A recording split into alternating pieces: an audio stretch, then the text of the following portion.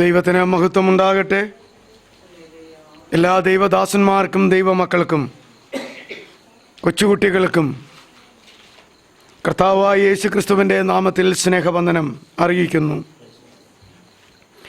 കഴിഞ്ഞ ബുധനാഴ്ച സന്ധ്യയ്ക്ക് നമ്മൾ ഒരുമിച്ച് കൂടി വന്നു. വീണ്ടും ഈ ആഴ്ച ഒരുമിച്ച് കൂടി വരത്തക്കവണ്ണം ഒരാഴ്ചക്കാലം സർവശക്തനായ ദൈവം നമ്മെ കാത്തു പരിപാലിച്ച് അനുഗ്രഹിക്കുകയും നമുക്ക് ആവശ്യമായിട്ടുള്ള കൃപകളും സഹായങ്ങളും അനുഗ്രഹങ്ങളും നൽകി തരികയും ചെയ്തതിനാൽ നന്ദിയോടെ നമുക്ക് ദൈവത്തെ മഹത്വപ്പെടുത്താം. പ്രാർത്ഥനയോടെ കർത്താവിൻ്റെ വചനത്തിലെ ആഴമേറിയ കാര്യങ്ങൾ ചിന്തിപ്പാൻ നമുക്ക് പ്രാർത്ഥിച്ച് ഒരുങ്ങി അവൻ്റെ പാദപീഠത്തെങ്കിലായിരിക്കുകയും ചെയ്യാം. കഴിഞ്ഞ ബുധനാഴ്ച നമ്മൾ ചിന്തിച്ചത് സത്യത്തിലും ആത്മാവിലുമുള്ള ആരാധന എന്ന വിഷയത്തെക്കുറിച്ച്. അതിൽ സത്യം എന്താണ് എന്ന് കഴിഞ്ഞ ദിവസം നമ്മൾ ചിന്തിച്ചു. പിതാവായ ദൈവം സത്യമാണ്, പുത്രനായ കർത്താവായ യേശുക്രിസ്തു സത്യമാണ്, പരിശുദ്ധാത്മാവ് സത്യമാണ്, ദൈവത്തിൻ്റെ വചനം സത്യമാണ്, ഉപദേശം, ദൈവത്തിൽ നിന്നുള്ള ഉപദേശം സത്യമാണ്, സത്യകൃപയുണ്ട്, വ്യാജകൃപയുണ്ട്. നാം സത്യകൃപയിലാണ് എപ്പോഴും ആയിരിക്കേണ്ടത്. നമ്മുടെ സംസാരം തന്നെ എന്ത് വിഷയമായിരുന്നാലും അത് സത്യമായിരിക്കണം. അസത്യമാകാൻ സാധ്യതയുള്ളത് കൊണ്ടാണ് മറ്റു മനുഷ്യരും നമ്മൾ തന്നെയും ന്യായപ്രമാണ കാലത്തുമെല്ലാം നമ്മളെക്കാൾ വലുത് എന്ന് തോന്നുന്ന വ്യക്തികളെയോ വിഷയങ്ങളെയോ പിടിച്ച് സത്യം ചെയ്ത് ഉറപ്പിക്കുക.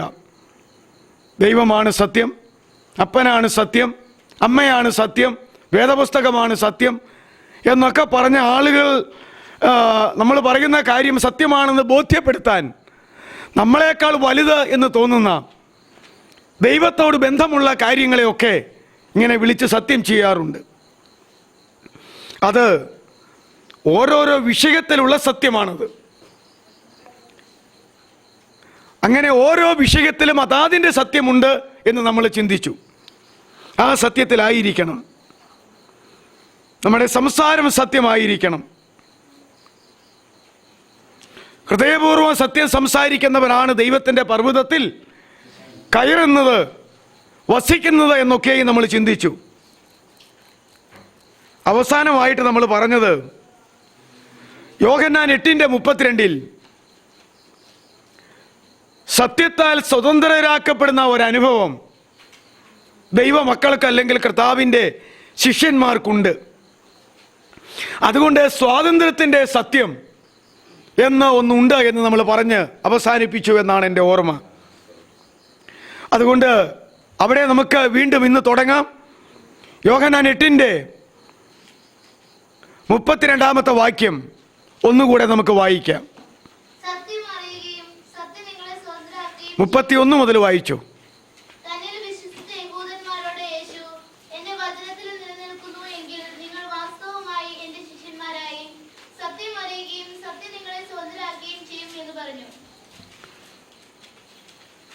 തന്നിൽ വിശ്വസിച്ച യഹൂദന്മാരോട്, അവർ കർത്താവിൽ വിശ്വസിച്ചവരായി മാറി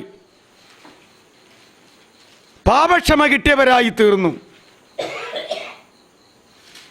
അങ്ങനെയുള്ള യഹൂദന്മാരുടെ സമൂഹത്തോടാണ് കർത്താവ് തുടർന്ന് പറയുന്നത്,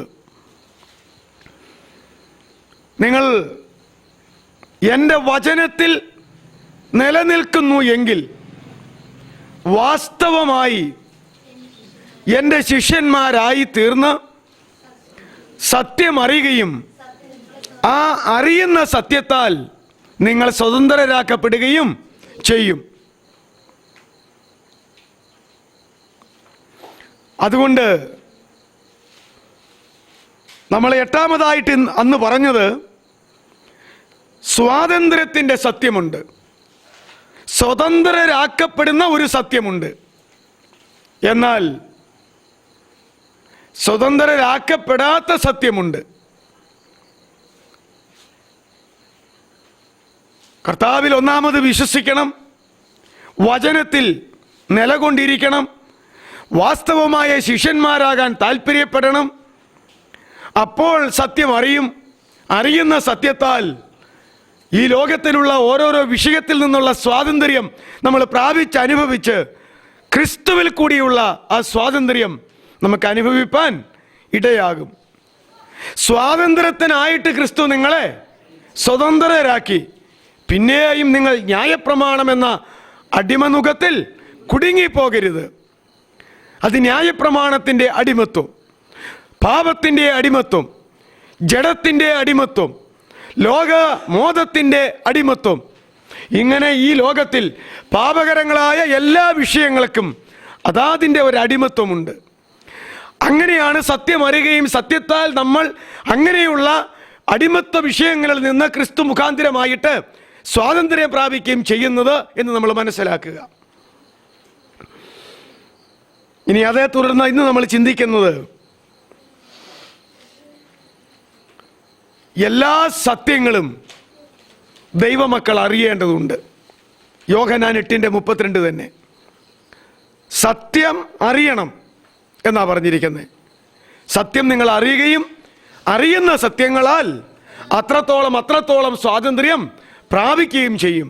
സമ്പൂർണമായ സ്വാതന്ത്ര്യം ക്രിസ്തുയേശുവിൽ നാം പ്രാപിക്കണം. അതുകൊണ്ട് സ്വതന്ത്രരാക്കപ്പെടുവാൻ എവിടെയെല്ലാം നമുക്ക് അടിമത്വമുണ്ടോ ആ അടിമത്വമുള്ള വിഷയത്തിൽ നിന്നും വ്യക്തികളിൽ നിന്നും സ്വതന്ത്രരാക്കപ്പെടുവാൻ നാം എപ്പോഴും ഓരോ വിഷയത്തിൻ്റെയും സത്യം നമ്മൾ അറിയണം. അതറിയണമെങ്കിൽ വചനത്തിൽ നമ്മൾ നിലനിൽക്കണം. യഥാർത്ഥ ശിഷ്യന്മാരായി തീരണമെന്നുള്ള ആഗ്രഹം നമുക്കുണ്ടായിരിക്കണം. അതുകൊണ്ട് എല്ലാ സത്യവും നമ്മൾ അറിഞ്ഞേ പറ്റുകയുള്ളൂ. അടുത്തത് യോഹന്നാൻ 18:37-38 വായിക്കുമ്പോൾ യോഹന്നാൻ 18:37-38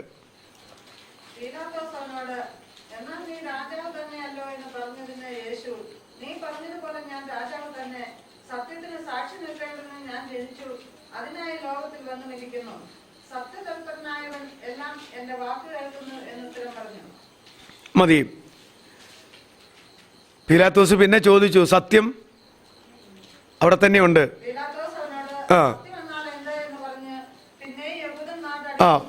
സത്യം എന്നാൽ എന്ത് എന്ന് പീലാത്തോസ് പറഞ്ഞു. പക്ഷെ അതിന് മറുപടി ആര് പറഞ്ഞില്ല? കർത്താവ് പറഞ്ഞില്ല. അവിടെ ഞാൻ ലോകത്തിൽ വന്നത് സത്യത്തിന് സാക്ഷി നിൽക്കുവാനാണ്. സത്യത്തിന് സാക്ഷി നിൽക്കുവാനാണ്. യേശു പിതാവായ ദൈവത്തിൻ്റെ സാക്ഷിയായിട്ടാണ് ആത്മാവിനാൽ ഈ ലോകത്ത് ജീവിച്ചത്.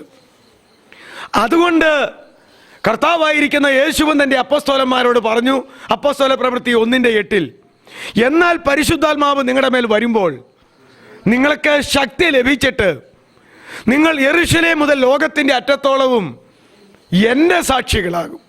യേശു താൻ തന്നെ പറഞ്ഞു, നിങ്ങൾ എൻ്റെ സാക്ഷികളാകും. ഇത് പറയുമ്പോൾ യേശു ആരുടെ സാക്ഷിയാകാനാണ് ഇങ്ങോട്ട് വന്നത്? പിതാവായ ദൈവത്തിൻ്റെ സാക്ഷിയാകാനാണ് വന്നത്. പിതാവായ ദൈവത്തിൻ്റെ സാക്ഷിയാകാൻ വന്നപ്പോൾ തനിക്ക് പരിശുദ്ധാത്മാവിൻ്റെ എല്ലാവിധമായിട്ടുള്ള അനുഭവങ്ങളും ആവശ്യമായിരുന്നു എന്ന് മനസ്സിലാക്കുകയും യെശയ്യാവിലെ പ്രവചന പ്രകാരം തൻ്റെ സ്നാനത്തിന് ശേഷം യോർദാൻ നദിയുടെ തീരത്ത് വെച്ച സ്വർഗം തുറന്ന് പ്രാവ് എന്ന പോലെ പരിശുദ്ധാത്മാവ് ഇറങ്ങി തന്നിൽ അധിവസിക്കുകയും അങ്ങനെ യഹോവയുടെ ആത്മാവിനാൽ അവൻ്റെ അഭിഷിക്തനായി തീരുകയും ചെയ്തു എന്ന് നമ്മൾ മനസ്സിലാക്കേണ്ടതാണ്. താൻ പരിശുദ്ധാത്മാവിനെ പ്രാപിച്ചതും തിരുവെഴുത്തുകളിൻ പ്രകാരമാണ്. യെശയ്യാ 60-ലാണോ 61-ലാണോ യഹോവയുടെ ആത്മാവ് എൻ്റെ മേലുണ്ട്? 60-61 നോക്കിക്കേ. എളിയവരോട് സദ്വർത്തമാനം ഘോഷിപ്പാൻ. 61 ആ വാക്യങ്ങൾ വായിച്ച്.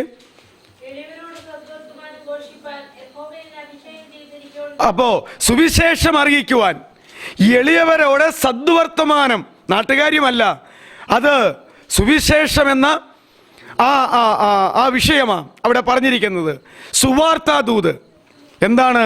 യേശുവിൻ്റെ സുവിശേഷമാണ്. അപ്പൊ എളിയവരോട് സദ്വർത്തമാനം അറിയിക്കാൻ യഹോവ എന്നെ അഭിഷേകം ചെയ്തു. വീണ്ടും അതുകൊണ്ട് യഹോവയായ കർത്താവിൻ്റെ ആത്മാവ് എൻ്റെ മേലുണ്ട്. അതുകൊണ്ട് തൻ്റെ ശുശ്രൂഷ എന്താ? ഹൃദയം തകർന്നവരെ മുറികെട്ടുന്നു, തടവുകാർക്ക് വിടുതൽ കൊടുക്കുന്നു. തടവുകാർക്ക് വിടുതൽ എന്ന് പറഞ്ഞാൽ അന്ന് റോമ ഗവൺമെന്റിലുള്ള ജയിലിൽ ചെന്ന് ജയിൽ കുത്തിപ്പൊളിച്ച് അവരെ വിളിച്ചിറക്കിക്കൊണ്ട് പോരുന്ന കാര്യമാണോ? പൈശാചിക ബന്ധനത്തിൽ ഇരിക്കുന്ന വ്യക്തികളെ അതാ തടവെന്ന് പറയുന്നത്. തടവുകാർക്ക് വിടുതൽ കൊടുക്കുന്നു. വീണ്ടും ബദ്ധന്മാരെ, പിശാച് ബന്ധിച്ചിരിക്കുന്നവർക്ക് സ്വാതന്ത്ര്യം കൊടുക്കുന്നു. വീണ്ടും യഹോവയുടെ പ്രസാദവർഷം പ്രസംഗിക്കുവാൻ ഞാൻ വന്നിരിക്കുന്നു. ദൈവത്തിന്റെ പ്രതികാര ദിനവും പ്രസംഗിക്കുവാൻ വന്നിരിക്കുന്നു. ഒന്ന്, സുവിശേഷം പറഞ്ഞ ആളുകളെ രക്ഷയിലേക്ക് കൊണ്ടുവരിക. സുവിശേഷം കേൾക്കുന്നില്ലെങ്കിൽ ഇനി ഒരു ന്യായവിധി ഉണ്ട്, അത് അവശേഷിക്കുന്നു എന്നുള്ള പ്രതികാര സന്ദേശം പറയുക. അപ്പോ പ്രസാദവർഷം പ്രസംഗിക്കുക, അതൊരു കാര്യം. പ്രതികാര ദിനം പ്രസംഗിക്കുക, അത് മറ്റൊരു കാര്യം. വീണ്ടും ദുഃഖിതന്മാരെ ആശ്വസിപ്പാൻ അവൻ വന്നിരിക്കുന്നു. സിയോനിലെ ദുഃഖിതന്മാർക്ക് വെണ്ണീറിന് പകരം അലങ്കാരമാല കൊടുക്കുവാൻ കർത്താവ് വന്നിരിക്കുന്നു. ദുഃഖത്തിന് പകരം ആനന്ദ തൈലം കൊടുക്കാൻ കർത്താവ് വന്നിരിക്കുന്നു. വിഷണ്ട മനസ്സിന് പകരം സ്തുതി എന്ന മേലാട തരുവാൻ വന്നിരിക്കുന്നു. ഇതെല്ലാം എതിരായിട്ടുള്ള കാര്യമാണ്. വിഷണ്ട മനസ്സ് ആർക്കുണ്ടോ, നിരാശ ആരെ ഭരിക്കുന്നുവോ അവർ ദൈവത്തെ സ്തുതിക്കുമ്പോൾ അവരുടെ വിഷണ്ട മനസ്സ് മാറി, നിരാശ മാറി സന്തോഷമുണ്ടാകുമെന്നാണ് പറഞ്ഞിരിക്കുന്നത്. ഇത്രത്തോളം കാര്യങ്ങളാണ് കർത്താവിനെ പിതാവായ ദൈവം ചുമതലയേൽപ്പിച്ചിരിക്കുന്നത്. അതിനായിട്ടുള്ള ആത്മാവായി ഇറങ്ങി വന്നത്, അതിനായിട്ടുള്ള അഭിഷേകമാണ് കിട്ടിയത്, അതിനായിട്ടുള്ള ആത്മനിറവാ കർത്താവ് പ്രാപിച്ചത്, അതിനായിട്ടുള്ള ആത്മാവിൻ്റെ ശക്തി തനിക്ക് ലഭിച്ചു, അതിനായിട്ടുള്ള ആത്മാവിൻ്റെ അധികാരം തനിക്ക് ലഭിച്ചു. ഇതെല്ലാം കർത്താവ് ലഭിച്ചു. താൻ ഈ സ്നാനപ്പെട്ടതിന് ശേഷം, പരിശുദ്ധാത്മാവ് വന്നതിന് ശേഷം, പിന്നീട് തന്നെക്കുറിച്ച് എഴുതിയിരിക്കുന്ന സുവിശേഷ വേദഭാഗങ്ങൾ വായിക്കുമ്പോൾ അറിയാം, അവൻ ഗലീലയിൽ നിന്ന് ആത്മാവിൻ്റെ ശക്തിയോടെ മടങ്ങി വന്നു. അവൻ ജനത്തോട് ശാസ്ത്രിമാരെ പോലെയും പരീശന്മാരെ പോലെയും അല്ല, അധികാരത്തോടെയാണ് ദൈവവചനം സംസാരിച്ചത്. എല്ലാം നമുക്കവിടെ കാണുവാനായിട്ട് കഴിയുന്നു. ഇതാണ് കർത്താവായിരിക്കുന്ന യേശു പിതാവിൻ്റെ സാക്ഷിയായി ഈ ലോകത്തിൽ സാക്ഷിയും ജീവിതം നയിക്കാൻ കടന്നു വന്നു എന്ന് പറയുന്നത്. ഇതുപോലെ തന്നെ കർത്താവും തൻ്റെ ശിഷ്യന്മാരെ ആക്കി വെച്ചിരിക്കുന്നത്, പരിശുദ്ധാത്മാവ് നിങ്ങളുടെ മേൽ വരും, അപ്പോൾ നിങ്ങൾക്ക് ശക്തി കിട്ടും. ആ ശക്തി എന്ന് പറയുന്നത് എന്താണ്? യേശുവിൻ്റെ സാക്ഷിയാകാനായിട്ടുള്ള ശക്തിയാണ്. ആ സാക്ഷിയാകാനായിട്ടുള്ള ശക്തിയിൽ എവിടെങ്കിലും കൃപാവരം ജ്വലിപ്പിക്കണമെങ്കിൽ ആ കൃപാവരം ജ്വലിപ്പിക്കാനായിട്ടുള്ള അധികാര അതിനകത്ത് ഇൻക്ലൂഡ് ചെയ്തിട്ടുണ്ട്. ഇതാണ് നമ്മൾ മനസ്സിലാക്കേണ്ട ഒരു കാര്യം. അതുകൊണ്ട് ഞാൻ സത്യത്തിന് സാക്ഷി നിൽക്കാനായിട്ടാണ് ഈ ലോകത്തിലേക്ക് വന്നിരിക്കുന്നത് എന്ന് നാട് ഭരിക്കുന്ന ഗവർണറോടാണ് തൻ്റെ വിസ്താര സമയത്ത് യേശു പറയുന്നത്. എന്നിട്ട് അവസാനം പറഞ്ഞു, സത്യതൽപരരായവരൊക്കെ എൻ്റെ വാക്ക് കേൾക്കും. ആരെങ്കിലും എൻ്റെ വാക്ക് കേൾക്കാതിരിക്കുന്നു എങ്കിൽ മാന്യനും മഹാനുമായിട്ടൊന്നുമല്ല, അവൻ സത്യതൽപരനല്ലാത്തത് കൊണ്ടാണ്. ആരുടെ മുഖത്ത് നോക്കിയായി പറയുന്നത്? പീലാത്തോസിൻ്റെ മുഖത്ത് നോക്കി. ആൾക്ക് ഇടിവെട്ട് കിട്ടുന്ന പോലെ ആയിട്ടുണ്ട്. പക്ഷേ ഒരു ചോദ്യം ചോദിച്ചു, സത്യം എന്നാൽ എന്നാന്ന്. അത് പറഞ്ഞു കൊടുക്കാൻ കർത്താവ് നിന്നോ? അത് ചുമ്മാ ചോദിച്ചതാ, വിഷയം മാറ്റാനായിട്ട്. കർത്താവ് എന്നെങ്കിലും വേറെ പറയണ്ടേ? അത് മനസ്സിലാക്കിക്കൊണ്ട് കർത്താവ് ഒരു അക്ഷരം മിണ്ടിയില്ല. ആദ്യം ചോദിച്ചു, നീ യഹൂദന്മാരുടെ രാജാവാണോ എന്ന്. അപ്പോൾ എന്നാ പറഞ്ഞത്? ഞാനാകുന്നു എന്നാ പറഞ്ഞത്. അതുകൊണ്ട് നമ്മളിപ്പോൾ ചിന്തിക്കുന്നത്, സത്യം അറിയണമെന്ന് പറഞ്ഞ പോലെ രണ്ടാമത് നാം എല്ലാവരും സത്യ തൽപരന്മാരായിരിക്കണം. സത്യ തൽപരന്മാരായവർക്ക് വേണ്ടി മാത്രമാണ് ആര് സംസാരിക്കുന്നത്? കർത്താവായ യേശു സംസാരിക്കുന്നത്. സത്യ താല്പര്യം നമുക്കില്ലെങ്കിൽ കർത്താവ് സംസാരിക്കാനേ പോകത്തില്ല. പീലാത്തോസിനെ കഴിഞ്ഞും വലിയ ആളാണോ നമ്മൾ വല്ലവരും? ഒരു രാജ്യത്തെ ഗവർണർ, കേരളത്തിൻ്റെ ഗവർണർ എന്ന് പറയുന്ന പോസ്റ്റില് അന്ന് റോമൻ സാമ്രാജ്യത്തിൻ്റെ കീഴിലെ ചക്രവർത്തിമാരുടെ കീഴിൽ ഓരോരോ സ്ഥലത്ത് ഗവർണർമാർ ഇരിക്കുന്നത്. അങ്ങനെ പീലാത്തോസാണ് ആ കാലഘട്ടത്തിലെ അന്നത്തെ ഗവർണർ. ഇടപ്രഭുവായിട്ട് ഭരിക്കുന്നത് ഹെരോദ രാജാവുമാണ്. അതുകൊണ്ട് ഒരു മനുഷ്യനെ കൊല്ലാൻ വിധിക്കാനായിട്ടുള്ള അധികാരം റോമാ ഗവൺമെൻറ്റിനാ. ആ ഗവൺമെൻറ്റിൻ്റെ അധികാരം കൊണ്ടാണ് ആര് വിധിക്കുന്നത്? നമ്മുടെ നാട് ഭരിക്കുന്ന കലക്ടറുടെ സ്ഥാനത്ത് കലക്ടർക്ക് ഒരു പ്രത്യേക അവസരം ഉണ്ടാകുമ്പോൾ, എന്തെങ്കിലും ആഭ്യന്തര പ്രശ്നങ്ങൾ ആ ഏരിയയിൽ ഉണ്ടാകുമ്പോൾ വെടിവെക്കാൻ ഓർഡർ കൊടുക്കാനായിട്ട് അധികാരം ആർക്കുണ്ട്? കലക്ടർക്കുണ്ട്. നിങ്ങൾ നോക്ക്, പോലീസിനെയും പട്ടാളത്തെയും ഇട്ടിട്ട് നോക്ക്, പ്രശ്നം ശാന്തമാകുന്നില്ലെങ്കിൽ വെടിവെച്ചാലും വേണ്ടില്ല, പ്രശ്നം തീർത്തേക്കണം എന്ന് പറയും. അങ്ങനെ വെടിവെക്കുമ്പോൾ അവർ തെറ്റുകാരാണോ? ഈ വെടിവെക്കുന്ന ആളുകൾ തെറ്റുകാരാണോ? അല്ലല്ല. ആരുടെയാ? വെടിവെക്കേണ്ടി വന്നാൽ വെടിവെച്ചോണം, എന്നാലും കലഹം ഒതുക്കിയേക്കണം, ശത്രുവിനെ തകർത്തേക്കണം എന്ന അതിൻ്റെ അർത്ഥം. ഈ ഓർഡർ കൊടുക്കാൻ ആർക്കാ അധികാരം? ഞാൻ പറഞ്ഞത് കലക്ടർക്ക് അധികാരം. അപ്പോൾ നമ്മുടെ ഒരു ജില്ലയുടെ കലക്ടറെ പോലെയാണ് അന്ന് ഒരു ജില്ലയുടെ ഗവർണറായിട്ട് ആയിരിക്കുന്നത് പീലാത്തോസ്. അങ്ങനെ ഒത്തിരി ഗവർണർമാരുണ്ട്. ഇവിടെ സ്റ്റേറ്റിനാ നമുക്ക് ഗവർണർമാരുള്ളൂ. പ്രസിഡന്റിന്റെ പ്രതിനിധിയാ ആര്? ഗവർണർ. എന്നാൽ മന്ത്രിസഭ വേറെയാ. മന്ത്രിസഭയുടെ മുകളിൽ, കേന്ദ്ര മന്ത്രിസഭയുടെ മുകളിൽ ആരുണ്ട്? എല്ലാത്തിൻ്റെയും മുകളിൽ ഇന്ത്യൻ പ്രസിഡന്റ് ഉണ്ട്. അതുപോലെ ഒരു സ്റ്റേറ്റ് മന്ത്രിസഭയുടെ മുകളിൽ ആരുണ്ട്? ഗവർണറുണ്ട്. ഗവർണർ ആരുടെ പ്രതിനിധിയാ? പ്രസിഡന്റിന്റെ പ്രതിനിധിമാരാ. മറ്റേത് അവരവർ തിരഞ്ഞെടുക്കുന്ന സ്റ്റേറ്റിൽ അവരവർക്ക് ഭരിക്കാം. കേന്ദ്രത്തിലും അങ്ങനെയല്ലേ? തിരഞ്ഞെടുക്കപ്പെടുന്ന പാർട്ടികൾ മന്ത്രിമാരും പ്രധാനമന്ത്രിയും മുഖ്യമന്ത്രിയും ഉപമന്ത്രിമാരും ഒക്കെ ആയിട്ട് ഭരിക്കും. അതുകൊണ്ട് ഇവിടെ ഗവർണറായ പീലാത്തോസിനോടാ പറയുന്നത്, സത്യതൽപരനായവനാണ് എൻ്റെ വാക്ക് കേൾക്കത്തുള്ളൂ. ഒരുപിടി കാര്യങ്ങൾ അതുകൊണ്ട് പീലാത്തോസുമായിട്ട് സംസാരിക്കേണ്ട വല്ല കാര്യമുണ്ടോ? ഇല്ല. കാരണം സംഭവിക്കാൻ പോകുന്ന കാര്യം യേശുവിന് അറിയാം. ആദ്യം ഒന്ന് വിധിച്ചു, ജനം കാണുക വെള്ളമെടുത്ത് കൈ കഴുകി. എന്താ? ഈ നീതിമാന്റെ രക്തത്തിൽ എനിക്ക് പങ്കില്ല. ഇവൻ ആരാ? കുറ്റവാളിയല്ല, നീതിമാനാ. അതുകൊണ്ട് ഇവനെ കൊല്ലാൻ വിധിച്ചാൽ ഇവന്റെ രക്തത്തിന് ഉത്തരവാദിത്വം എടുക്കേണ്ടി വരും. അതുകൊണ്ട് ഈ നീതിമാന്റെ രക്തത്തിന് എനിക്ക് പങ്കില്ല എന്ന് പറഞ്ഞ് ജനം കാണുക വെള്ളമെടുത്ത് കൈ കഴുകി ഒഴിവായതാ. പിന്നെ കുറച്ച് കഴിഞ്ഞപ്പോൾ എന്ത് ചെയ്തു? അപ്പം ഇവരെല്ലാം കൂടെ ഒച്ച വയ്ക്കാൻ തുടങ്ങി. അവനെ ക്രൂശിക്കുക, അവനെ ക്രൂശിക്കുക, ക്രൂശിച്ചു കൊല്ലണം എന്ന് പറഞ്ഞ് അവനെ ക്രൂശിക്കാൻ അനുവദിക്കുന്നില്ലുവെങ്കിൽ നീ കൈസരുടെ സ്നേഹിതനല്ല, നീ കൈസരുടെ ശത്രുവാണ്. ഞങ്ങൾ മതപരമായി നിന്നെ കൈകാര്യം ചെയ്യുമെന്ന അതിൻ്റെ അർത്ഥം. മതപരമായി ഞങ്ങളൊരു മാസ് പെറ്റീഷൻ അയച്ചാൽ, പാലസ്തീൻ നാട്ടിൽ ആർക്കാ ഭൂരിപക്ഷം? യൂതന്മാർക്കല്ലേ? അയച്ചാൽ ഗവർണർ പോസ്റ്റ് തെറിച്ചിരിക്കും. അതുകൊണ്ട് അങ്ങനെ വന്നു കഴിഞ്ഞപ്പോൾ പറഞ്ഞു, എന്നാൽ നിങ്ങളുടെ ന്യായപ്രമാണം അനുസരിച്ച് നിങ്ങൾ അവനെ കൊണ്ടുപോയി ക്രൂശിച്ച് കൊന്നോളാൻ അടുത്ത വിധി. അരമണിക്കൂറിനപ്പുറത്തും ഇപ്പുറത്തും രണ്ട് വിധി പ്രഖ്യാപിച്ച ഒരു ജഡ്ജി ഭൂലോകത്തിലെ ചരിത്രത്തിലുണ്ടെങ്കിൽ നമ്മുടെ ആ ഗവർണർ പീലാത്തോസ. നീതിമാന്റെ രക്തത്തിൽ പങ്കിലെന്നും പറഞ്ഞ് ആദ്യം വിധി പറഞ്ഞ് കൈ കഴുകി പോയതല്ലേ. എന്നാൽ ഇനി നിങ്ങളുടെ ന്യായപ്രമാണം കൊണ്ടുപോകുന്ന ഇവനെ തൂക്കിക്കൊന്നോളാനും വിധിച്ചു. അങ്ങനെ ഗവർണർ വിധിക്കാതെ തൂക്കാൻ പറ്റുമോ? പറ്റത്തില്ല. ന്യായപ്രമാണ പ്രകാരം പിടിക്കപ്പെട്ട് കഴിഞ്ഞാൽ അതിന് വേറെ ശിക്ഷയാണ്, കല്ലെറിഞ്ഞു കൊല്ലാം. പക്ഷേ കുരിശെ തൂക്കി കൊല്ലാൻ പറ്റുമോ? അപ്പോൾ ക്രൂശെ തൂക്കി കൊല്ലാനായിട്ട് വിധിക്കപ്പെട്ടിരിക്കുന്ന രണ്ട് കള്ളന്മാരും ഉണ്ട്. അതുകൊണ്ട് ആ 3 പേരെ ഒരുമിച്ച് അന്ന് ക്രൂശ് മരത്തിലേറ്റിയത്. അതിൽ നടുവിലത്തെ ക്രൂശിൽ നമ്മുടെ കർത്താവും തൻ്റെ ഇടത്തും വലത്തുമായിട്ട് ഇതുപോലെ വിധിക്കപ്പെട്ട ഓരോ കള്ളനും ഉണ്ടായത്. അതുകൊണ്ട് നമ്മളെല്ലാവരും, ഞാൻ പറഞ്ഞതിൻ്റെ അർത്ഥം, സത്യതൽപരരായിരിക്കണമെങ്കിൽ മാത്രമേ ദൈവത്തിൽ നിന്ന് സത്യം വെളിപ്പെട്ട് കിട്ടുകയുള്ളൂ. വെറുതെ വെളിപ്പെടുത്തി തന്നിട്ട് നീ ഒന്ന് വെളിപ്പെടുത്തി തന്നു നോക്കാം, എന്നിട്ട് ഞാൻ അതിൽ അനുസരിക്കണോ അനുസരിക്കണ്ടായോ എന്ന് പിന്നെ തീരുമാനിക്കാമെന്ന് പറഞ്ഞാൽ ആ പണിക്ക് കർത്താവിനെ കിട്ടുമോ? കിട്ടില്ല. അതുകൊണ്ട് സത്യം നമ്മൾ അറിയണം, സത്യത്താൽ സ്വതന്ത്രരാക്കപ്പെടണം. അത് കണക്ക് സത്യം അറിയണമെങ്കിൽ നാം സത്യ തൽപരരായിരിക്കണം. അടുത്ത വാക്യം 3 യോഹന്നാൻ 1:4. 3 യോഹന്നാൻ 1:4. 1, 2, 3 യോഹന്നാന്റെ 3-ാം ലേഖനം, ഒരധ്യായമേ ഉള്ളൂ. അതിൻ്റെ 4-ാം വാക്യം. വളരെ വന്യവയോധികനായിരിക്കുന്ന യോഹന്നാൻ അപ്പോസ്തലൻ പറയുകയാണ്, കർത്താവിൻ്റെ 12 അപ്പോസ്തലന്മാരിൽ ഏറ്റവും ഒടുവിലായി സ്വാഭാവികമായ മരണത്താൽ മരിച്ചുപോയ ആളാണ് വയോധികനായ യോഹന്നാൻ അപ്പോസ്തലൻ. താൻ പറയുകയാ, എൻ്റെ മക്കള് സത്യത്തിൽ നടക്കുന്നു എന്ന് കേൾക്കുന്നതിനേക്കാൾ വലിയ സന്തോഷം എനിക്ക് മറ്റൊന്നുമില്ല. എൻ്റെ മക്കൾ എന്ന് പറഞ്ഞാൽ ജഡീക സന്തതികളാണോ? അല്ല, തൻ്റെ ആത്മീയ മക്കൾ. അതാണ് ഒരു അപ്പോസ്തലൻ്റെ ലക്ഷണം, അതാണ് ഒരു ഇടയൻ്റെ ലക്ഷണം, അതാണ് ഒരു പ്രവാചകൻ്റെ ലക്ഷണം, അതാണ് ഒരു ഉപദേഷ്ടാവിൻ്റെ ലക്ഷണം.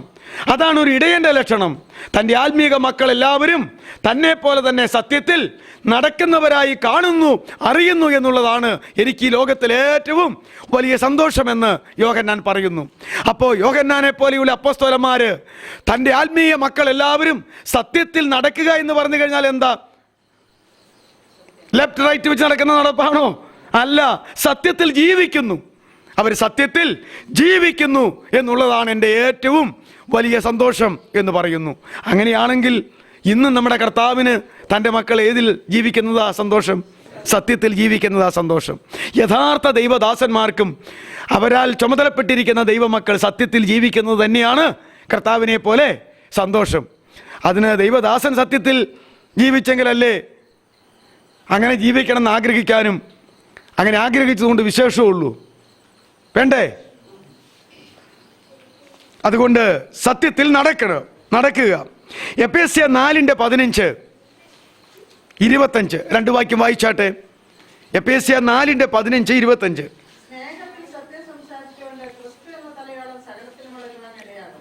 സ്നേഹത്തിൽ സത്യം സംസാരിച്ചുകൊണ്ട് ക്രിസ്തു എന്ന തലയോളം സകലത്തിലും വളരുവാൻ ഇടയാകും. അപ്പോൾ സത്യം സംസാരിക്കണം, പക്ഷേ അതെന്തിലായിരിക്കണം? ദൈവ സ്നേഹത്തിലായിരിക്കണം. അങ്ങനെ ദൈവസ്നേഹത്തിൽ സത്യം സംസാരിക്കുന്നവരെല്ലാവരും എവിടം വരെ വളരും എന്നാ പറഞ്ഞേ? ക്രിസ്തു എന്ന തലയോളം വളരും. ശത്രുതയിൽ സത്യം സംസാരിക്കുന്നവരുണ്ട്. കാരണം ഒന്ന് താങ്ങിക്കൊടുത്താൽ അവനെ കമത്തിയടിക്കാൻ പറ്റും, ശരിയല്ലേ? അതുകൊണ്ട് സംസാരിച്ച് സത്യമല്ലേ എന്ന് ചോദിച്ചു കഴിഞ്ഞാൽ സത്യമാ. അത് ദൈവസ്നേഹത്തിലെ സത്യമാണോ? അല്ല. സത്യം സംസാരിച്ചു എന്നതുകൊണ്ട് മാത്രം പ്രസക്തിയില്ല. ഹൃദയപൂർവ്വ സത്യം സംസാരിക്കണമെന്നാ സങ്കീർത്തനത്തിൽ പറഞ്ഞേക്കുന്നത്. അതിന് പകരമാ ദൈവസ്നേഹത്തിൽ സത്യം സംസാരിക്കണമെന്ന് പുതിയ നിയമത്തിൽ പറഞ്ഞിരിക്കുന്നത്. ആ രണ്ട് പ്രമാണത്തിന് രണ്ട് കാലഘട്ടത്തിൻ്റെ വ്യത്യാസമാണ്. ഹൃദയപൂർവ്വ സത്യം സംസാരിക്കുക, ഇവിടെ ദൈവസ്നേഹത്തിൽ സത്യം സംസാരിക്കുക എന്ന് പറഞ്ഞിരിക്കുന്നു. 25-ാമത്തെ വാക്യം എന്താ? 4-ന്റെ ആകയാൽ ഫോഷ്ക്ക് ഉപേക്ഷിക്കണം. താൻ്റെ കൂട്ടുകാരനോട് എന്ത് ചെയ്യണം? സത്യം സംസാരിക്കണം. ഫോഷ്ക്ക് ഉപേക്ഷിക്കണം, സത്യം സംസാരിക്കണം. നമ്മൾ ചിന്തിച്ചിട്ടുണ്ട്, വെളിപ്പാട് പുസ്തകം 14-ാം അധ്യായത്തിൻ്റെ 5-ാമത്തെ വാക്യത്തിൽ ഫോഷ്ക്ക് അവരുടെ വായിൽ ഉണ്ടായിരുന്നില്ല. കാരണം അവരെല്ലാവരും നിഷ്കളങ്കന്മാരായിരുന്നു. അങ്ങനെയല്ലേ വായിക്കുന്നേ? വെളിപ്പാട് 14-5 നമുക്കറിയാവുന്നതല്ലേ? അവിടെ ഫോഷ്ക്ക് അവരുടെ വായിൽ ഉണ്ടായിരുന്നില്ല. പിന്നെ സിയോൻ മലയിൽ കുഞ്ഞാടും അവനോടുകൂടെ നെറ്റിയിൽ അവൻ്റെയും പിതാവിൻ്റെയും പേരെഴുതപ്പെട്ടവരായ 144,000 വിശുദ്ധന്മാരും നിൽക്കുന്നത് കണ്ടു എന്ന് പറഞ്ഞാൽ തുടങ്ങുന്നത്. അവസാനിപ്പിക്കുന്നത് ഫോഷ്ക്ക് അവരുടെ വായിൽ ഉണ്ടായിരുന്നില്ല, അവർ കളങ്കമില്ലാത്തവരായിരുന്നു. നോക്കിക്കേ, അപ്പോൾ ആ ആശയമാ ഇവിടെ പറയുന്നേ. 25-ാമത്തെ വാക്യം ഇനി ഒന്ന് വായിച്ചേ. എഫേസ്യർ 4:25 ഇനി വായിച്ചേ. ആകയാൽ ഫോഷ്ക്ക് ഉപേക്ഷിച്ച് ഓരോരുത്തൻ താൻ്റെ കൂട്ടുകാരനോട് സത്യം സംസാരിക്കുക. ഇപ്രകാരമുള്ള സത്യത്തിലെല്ലാം ആയിരിക്കുന്നവരാണ് സത്യത്തിൽ ദൈവത്തെ ആരാധിക്കുന്നുള്ളൂ. അല്ലാതെ നമ്മുടെ ഇന്നത്തെ കാട്ടിക്കൂട്ടലുകളും പ്രോഗ്രാം പരിപാടികളും ഈ സഭാ ശുശ്രൂഷകർ ഇട്ട് ചാടിച്ച് തുള്ളിച്ച് നൃത്തം ചെയ്യിക്കുന്നതൊന്നും എന്തായിരിക്കത്തില്ല? സത്യത്തിൻ്റെ ആരാധനയായിരിക്കത്തില്ല. സത്യമൊന്നും ഇല്ലാത്തവരെ കൊണ്ടാണ്, ഇല്ലാത്ത പാസ്റ്റർമാരും ഇല്ലാത്ത വിശ്വാസികളെ കൊണ്ടുവാ ഈ പങ്കപ്പാടെല്ലാം കഴിപ്പിക്കുന്നത്. പക്ഷേ വചനത്തിൽ പറയുന്നു ആത്മാവിലും സത്യത്തിലും ആരാധിക്കേണ്ടത്. അതിൽ സത്യത്തിൻ്റെ വിശദീകരണമാ വചനപ്രകാരം. അങ്ങനെ ഒരു വാക്യം വായിച്ചാൽ പിന്നെ നമുക്കോ ആരെങ്കിലും പറയണ കേട്ടോ ഉള്ള കാര്യം വെച്ചല്ല ആരാധിക്കുന്നത്. സത്യത്തിൽ ആരാധിക്കണമെന്ന് പറഞ്ഞാൽ സത്യം എന്തെന്ന് എവിടെയാണ് വിശദീകരിച്ചിട്ടുള്ളത്? ബൈബിളിൽ തന്നെ. പഴയ നിയമത്തിലും പുതിയ നിയമത്തിലുമുണ്ട്. ആ സത്യത്തിലാണ് നമ്മുടെ ആരാധന. അപ്രകാരമുള്ള ആരാധനയല്ലാതെ ഒന്നും സ്വർഗം കേൾക്കുകയോ ഇല്ല, അംഗീകരിക്കുകയോ ഇല്ല. മറ്റതൊക്കെ നമ്മുടെ തോന്നൽ മാത്രമല്ല, ഈ ലോകത്തുള്ള മനുഷ്യൻ ദൈവവിശ്വാസം, എന്ത് ദൈവമെങ്കിലും ആകട്ടെ, ഏത് ദൈവമെങ്കിലും ആകട്ടെ, അങ്ങനെയുള്ള ദൈവവിശ്വാസം നിരീശ്വരവാദികളല്ല എന്നർത്ഥം ഞാൻ പറഞ്ഞ വാക്കിൻ്റെ. അങ്ങനെയുള്ള ദൈവവിശ്വാസികളെല്ലാം അവരവരുടെ ദൈവത്തെ വിളിച്ച് ആരാധിക്കുമ്പോൾ, പ്രാർത്ഥിക്കുമ്പോൾ അവർക്ക് ആവശ്യമായിട്ടുള്ള അനുഗ്രഹങ്ങളും ഗുണഗണങ്ങളും എല്ലാം അവിടുന്ന് കിട്ടുന്നില്ലേ? ഇല്ലേ? ഉണ്ട്. അതുകൊണ്ട് നമുക്കും കിട്ടുന്നുണ്ട്. അതുകൊണ്ട് സത്യത്തിൽ ആരാധിച്ചിട്ടാണെന്നാണോ അതിൻ്റെ അർത്ഥം? അല്ല. അതുകൊണ്ട് ഞാൻ പിന്നെയും പറയുന്നു, മരിച്ചാലും ഞാൻ മറക്കത്തില്ല, ഈ ലോകത്തിൽ ജീവിക്കുന്ന ഒരു മനുഷ്യൻ ഈ ഭൂമിയിലെ ഈ പ്രപഞ്ചത്തിൽ കൂടെയുള്ള ദൈവത്തിൻ്റെ നന്മകളും അനുഗ്രഹങ്ങളും അനുഭവിച്ച് ജീവിക്കുവാൻ രണ്ട് യോഗ്യത, ഏതെങ്കിലും ഒരു യോഗ്യത മതി. ഒന്നുകിൽ അവൻ നല്ലവനായിരുന്നേക്കുക, അല്ലെങ്കിൽ പരമദുഷ്ടനായിരുന്നേക്കുക. ഇത് രണ്ടിലായാലും ദൈവം തൻ്റെ നന്മകളും തൻ്റെ അനുഗ്രഹങ്ങളും പ്രപഞ്ചത്തിലൂടെയുള്ളത്, ഭൂമിയിലൂടെയുള്ളത്, ഇവിടുത്തെ ജീവിതത്തിലുള്ളത് ദൈവം തന്നുകൊണ്ടിരിക്കും. അതെന്തൊരു വിചിത്രമാണ്!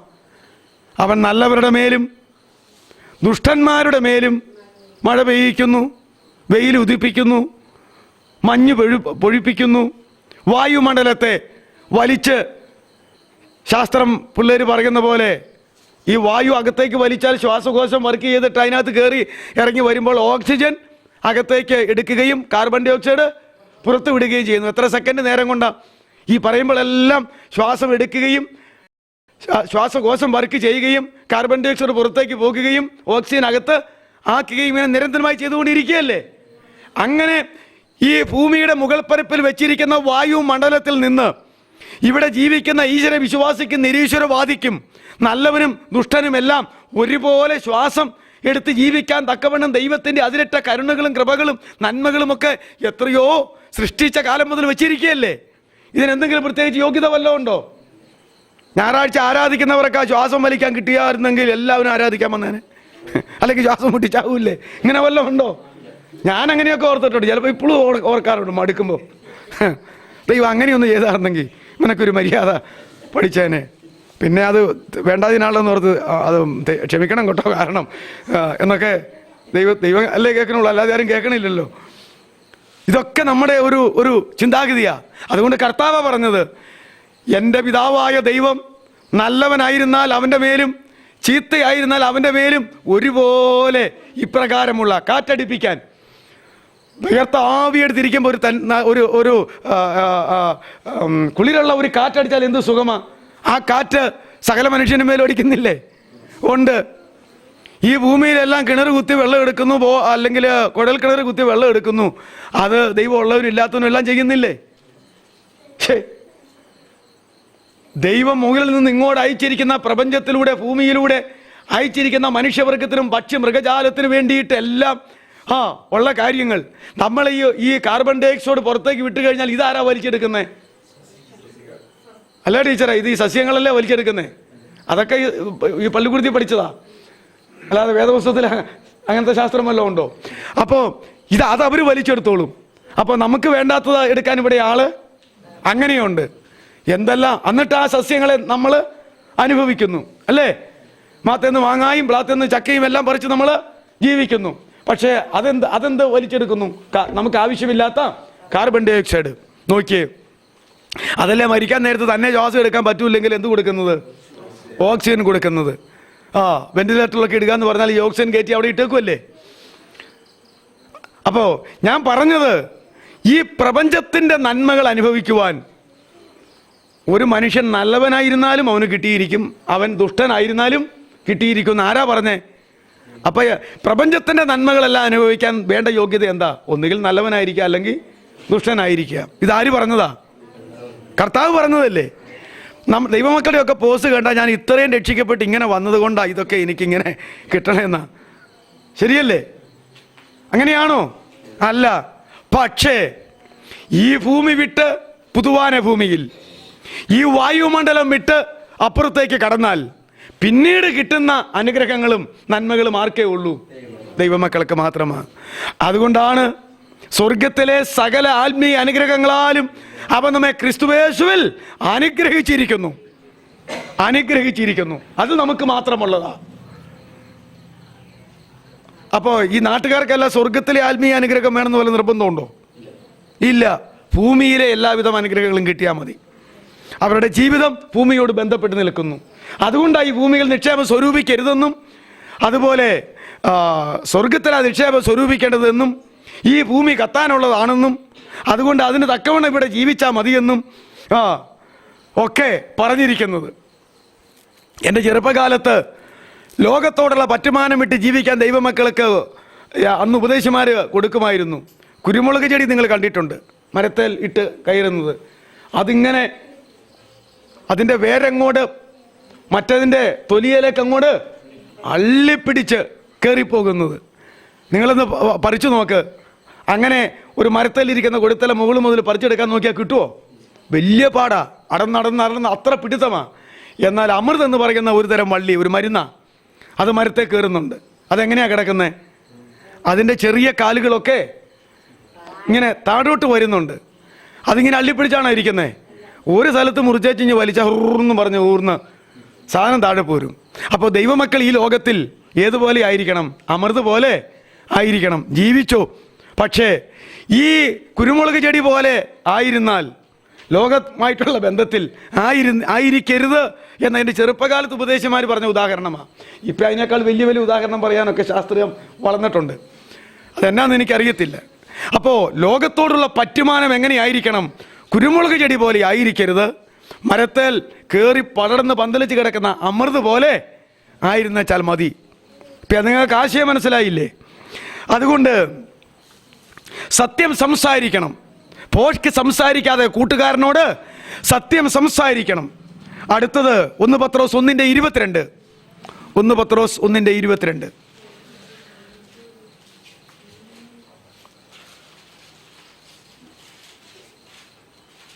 എന്നാൽ സത്യമനുസരിക്കയാൽ നിങ്ങളുടെ ആത്മാക്കളെ നിർവ്യാജമായ സഹോദരപ്രീതിക്കായി നിർമ്മലീകരിച്ചിരിക്കൊണ്ട് ഹൃദയപൂർവ്വം അന്യോന്യം മുറ്റ് സ്നേഹിപ്പിൻ. മതി. സത്യം അനുസരിച്ചത് കൊണ്ടാണ് അവിടെ പറയുന്ന ഹൃദയ നിർമ്മലീകരണത്തിന്റെ അനുഭവത്തിലേക്കൊക്കെ വന്നിരിക്കുന്നതെന്നാണ് പറയുന്നത്. അപ്പോൾ ദൈവമക്കൾ എല്ലാവരും എല്ലാ ദൈവികമായ സത്യങ്ങളും അനുസരിക്കുവാൻ ബാധ്യസ്ഥരാണ്. ഭൂരിപക്ഷ സത്യം അനുസരിച്ചു, ന്യൂനപക്ഷം ഞാൻ അനുസരിച്ചില്ലെന്ന് പറഞ്ഞാലും അതുകൊണ്ട് വിശേഷമില്ല. ഒരാൾ പാപിയാകാൻ എത്ര പാപം ചെയ്യണം? ഒരു പാപം ചെയ്താൽ പോരെ? ആ ആളുടെ പേരെന്താ? പാപി. പിന്നെ പാപത്തിൻ്റെ എണ്ണം നോക്കുമ്പോഴാണ് അവന് 15, ഇവക്ക് 28, എനിക്ക് 58 എന്നൊക്കെയുള്ള എണ്ണം. അപ്പോൾ ഒരു പാപം ചെയ്താലും ആളാരാ? നമ്മൾ ഒരു പാപ പ്രവൃത്തി ചെയ്തില്ലെങ്കിൽ പോലും ജന്മനാ പാപികളായതുകൊണ്ട് നമ്മുടെ സ്വഭാവവും ജനനവും എല്ലാം എന്താ? പാപത്തിലാണ്. അത് വേറൊരു കാര്യം. ഞാൻ പറഞ്ഞത് ഭൂരിപക്ഷം കാര്യത്തിൽ നമ്മൾ സത്യം അനുസരിച്ചു എന്നതുകൊണ്ട് ഭൂരിപക്ഷം നോക്കി ദൈവം നമുക്ക് സ്വർഗം തരുമോ? ഇല്ല. അനുസരിക്കേണ്ട സത്യം മുഴുവൻ അനുസരിച്ചെങ്കിൽ മാത്രമേ പ്രയോജനമുള്ളൂ. ഭാഗികമായ സമർപ്പണമോ ഭാഗികമായ ഒന്നും ദൈവത്തോടുള്ള ബന്ധത്തിലില്ല. അത് നന്മയായാലും തിന്മയായാലും പൂർണ്ണതയായി ആയിരിക്കണം. വേണ്ടേ? ഇതാ അടുത്തത് എഫേസ്യ 6:14. എഫേസ്യ 6:14. ആ മതി. ദൈവമക്കൾ അരയ്ക്കെന്ത് കെട്ടിയിരിക്കണം? സത്യം കെട്ടിയിരിക്കണം. അന്ധകാര ശക്തികളോട് പോരാടാനായിട്ടുള്ള ദൈവത്തിൻ്റെ സർവായുധവർഗം ധരിക്കണമെന്ന് പറഞ്ഞുകൊണ്ട് ആ സർവായുധവർഗം ഏത് എന്ന് വെളിപ്പെടുത്തുന്ന വേദഭാഗമാണ് എഫേസ്യ ലേഖനം 6-ാം അധ്യായം. നമുക്ക് പോരാട്ടമുള്ളത് ജഡരക്തങ്ങളോട് അല്ല, പിന്നെയോ വാഴ്ചകളോടും അധികാരങ്ങളോടും അന്ധകാരത്തിൻ്റെ ലോകാധിപതികളോടും സ്വർലോകങ്ങളിലെ ദുഷ്ടാത്മ സേനയോടും അത്രേ. അതുകൊണ്ട് നിങ്ങൾ ദൈവത്തിൻ്റെ സർവായുധവർഗം ധരിക്കണം. തല മുതൽ കാല് വരെയുള്ള മനുഷ്യ ശരീരത്തിൽ ധരിച്ചുകൊണ്ട് സംരക്ഷണം ലഭിച്ച് അവനോട് പോരാടേണ്ട സർവായുധവർഗം പറഞ്ഞു വരുന്നു. എന്നാൽ അതിൽ സത്യം എന്നുള്ളത് ഒരു ഘടകമാണ്. അതെവിടെ കെട്ടിയിരിക്കണം എന്നാണ് പറഞ്ഞത്? സത്യം അരയ്ക്ക് കെട്ടിയിരിക്കണം. സത്യം അരയ്ക്ക് കെട്ടുക എന്ന് പറഞ്ഞാൽ ഇപ്പം എനിക്കത് പറഞ്ഞു തരാൻ വളരെ എളുപ്പമാണ്. ആദ്യത്തെ അടിവസ്ത്രത്തിനൊരു വലിയ കെട്ടുണ്ട്, അതിൻ്റെ വള്ളി കൊണ്ട് തന്നെ, അല്ലെങ്കിൽ അതവിടെ ഇരിക്കുമോ? രണ്ടാമതിട്ട ഫാൻസിന് കാര്യം അതിൻ്റെ ബട്ടൺസൊക്കെ ഇടുന്നുണ്ട്, എന്നാലും അതിനെന്ത് ഇട്ട് മുറുക്കുന്നു? ബെൽറ്റ് ഇട്ട് മുറുക്കുന്നു. അതുകൊണ്ട് അത് അരയിൽ അങ്ങനെ ഫിറ്റ് ചെയ്തിരിക്കുന്നത്. മൂന്നാമത് ഈ വലിയ കുപ്പായം ഇട്ടപ്പോഴും ഇതിവിടെ വേണ്ടുമണം ഇരിക്കാനായിട്ട് അതിൻ്റെ മുകളിൽ ഒരു ബെൽറ്റ് കെട്ടിയിരിക്കുന്നത് നിങ്ങൾക്ക് കാണാം. യഥാർത്ഥത്തിൽ 3 കെട്ട് ഇല്ല ഞാനിപ്പോൾ നിൽക്കുന്നത്. അപ്പോൾ അതുകൊണ്ട് ഈ വസ്ത്രങ്ങളെല്ലാം എൻ്റെ ശരീരത്തോട് ബന്ധപ്പെട്ട് ആയിരിക്കേണ്ടതുപോലെ ആക്കി നിർത്തിയിരിക്കുന്നത്. വെറും ഈ വസ്ത്രം ഇങ്ങനെ ഇട്ടാൽ കിടക്കുമായിരുന്നോ? ഇല്ല. 3 കെട്ട്. ഒന്ന് തുണിയുടെ ചരട് തന്നെ, പിന്നെ ഇത് കൂട്ട് ബെൽറ്റ് തന്നെ, പിന്നെ ഇപ്പോഴും ഈ ബെൽറ്റ് തന്നെ. അപ്പം ഞാൻ പറഞ്ഞത് അരക്കെട്ട് എന്ന് പറയുന്നത് ഇതാ, നമ്മൾ ഈ ബെൽറ്റ് എന്ന് പറയുന്ന അരക്കെട്ട്, ഇത് പലതരത്തിലുള്ള അരക്കെട്ടുണ്ട്. മെത്രാമാരൊക്കെ കെട്ടുന്ന കണ്ടില്ലേ, കുറച്ചുകൂടെ വീതിയുള്ള ചുമന്ന കണ്ടിട്ടില്ലേ? അത് കണക്ക് തന്നെ പോലീസുകാരുടെ വേഷം നോക്കിക്കേ, അവരുടെ കെട്ടും ബെൽറ്റും ഒക്കെ കാണാൻ മേലേ, എന്തിനോ തയ്യാറാകുന്നു. അപ്പോൾ ദൈവമക്കൾ, ക്രിസ്തുവേശുവിൻ്റെ നല്ല ഭടനായി നീയും എന്നോട് കൂടെ കഷ്ടം സഹിക്കുക. യേശു ക്രിസ്തുവിൻ്റെ നല്ല ഭടന്മാരായിരിക്കണം ദൈവമക്കൾ. അതുകൊണ്ട് തോക്കെടുക്കാനല്ല പറഞ്ഞിരിക്കുന്നത്, ഭടന്മാരായിട്ട് എന്നോടുകൂടെ കഷ്ടം സഹിക്കാനാണ് പറഞ്ഞിരിക്കുന്നത്. അത്രയും വ്യത്യാസമുണ്ടെന്ന് മാത്രമേ ഉള്ളൂ. അതുകൊണ്ട് ഒരു ഭടൻ്റെ വേഷവിധാനങ്ങളെക്കുറിച്ചാണ് പറഞ്ഞിരിക്കുന്നത്.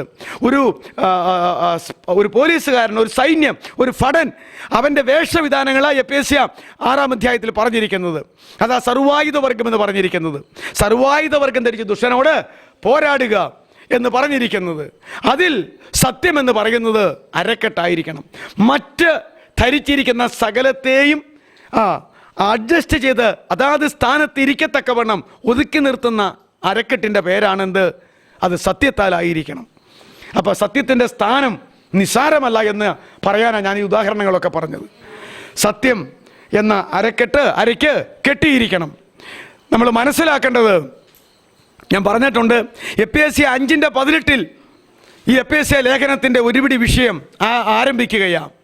നിങ്ങൾ ആത്മനിറവുള്ളവരാകുവീൻ എന്നവിടെയാണ് തുടങ്ങുന്നത്.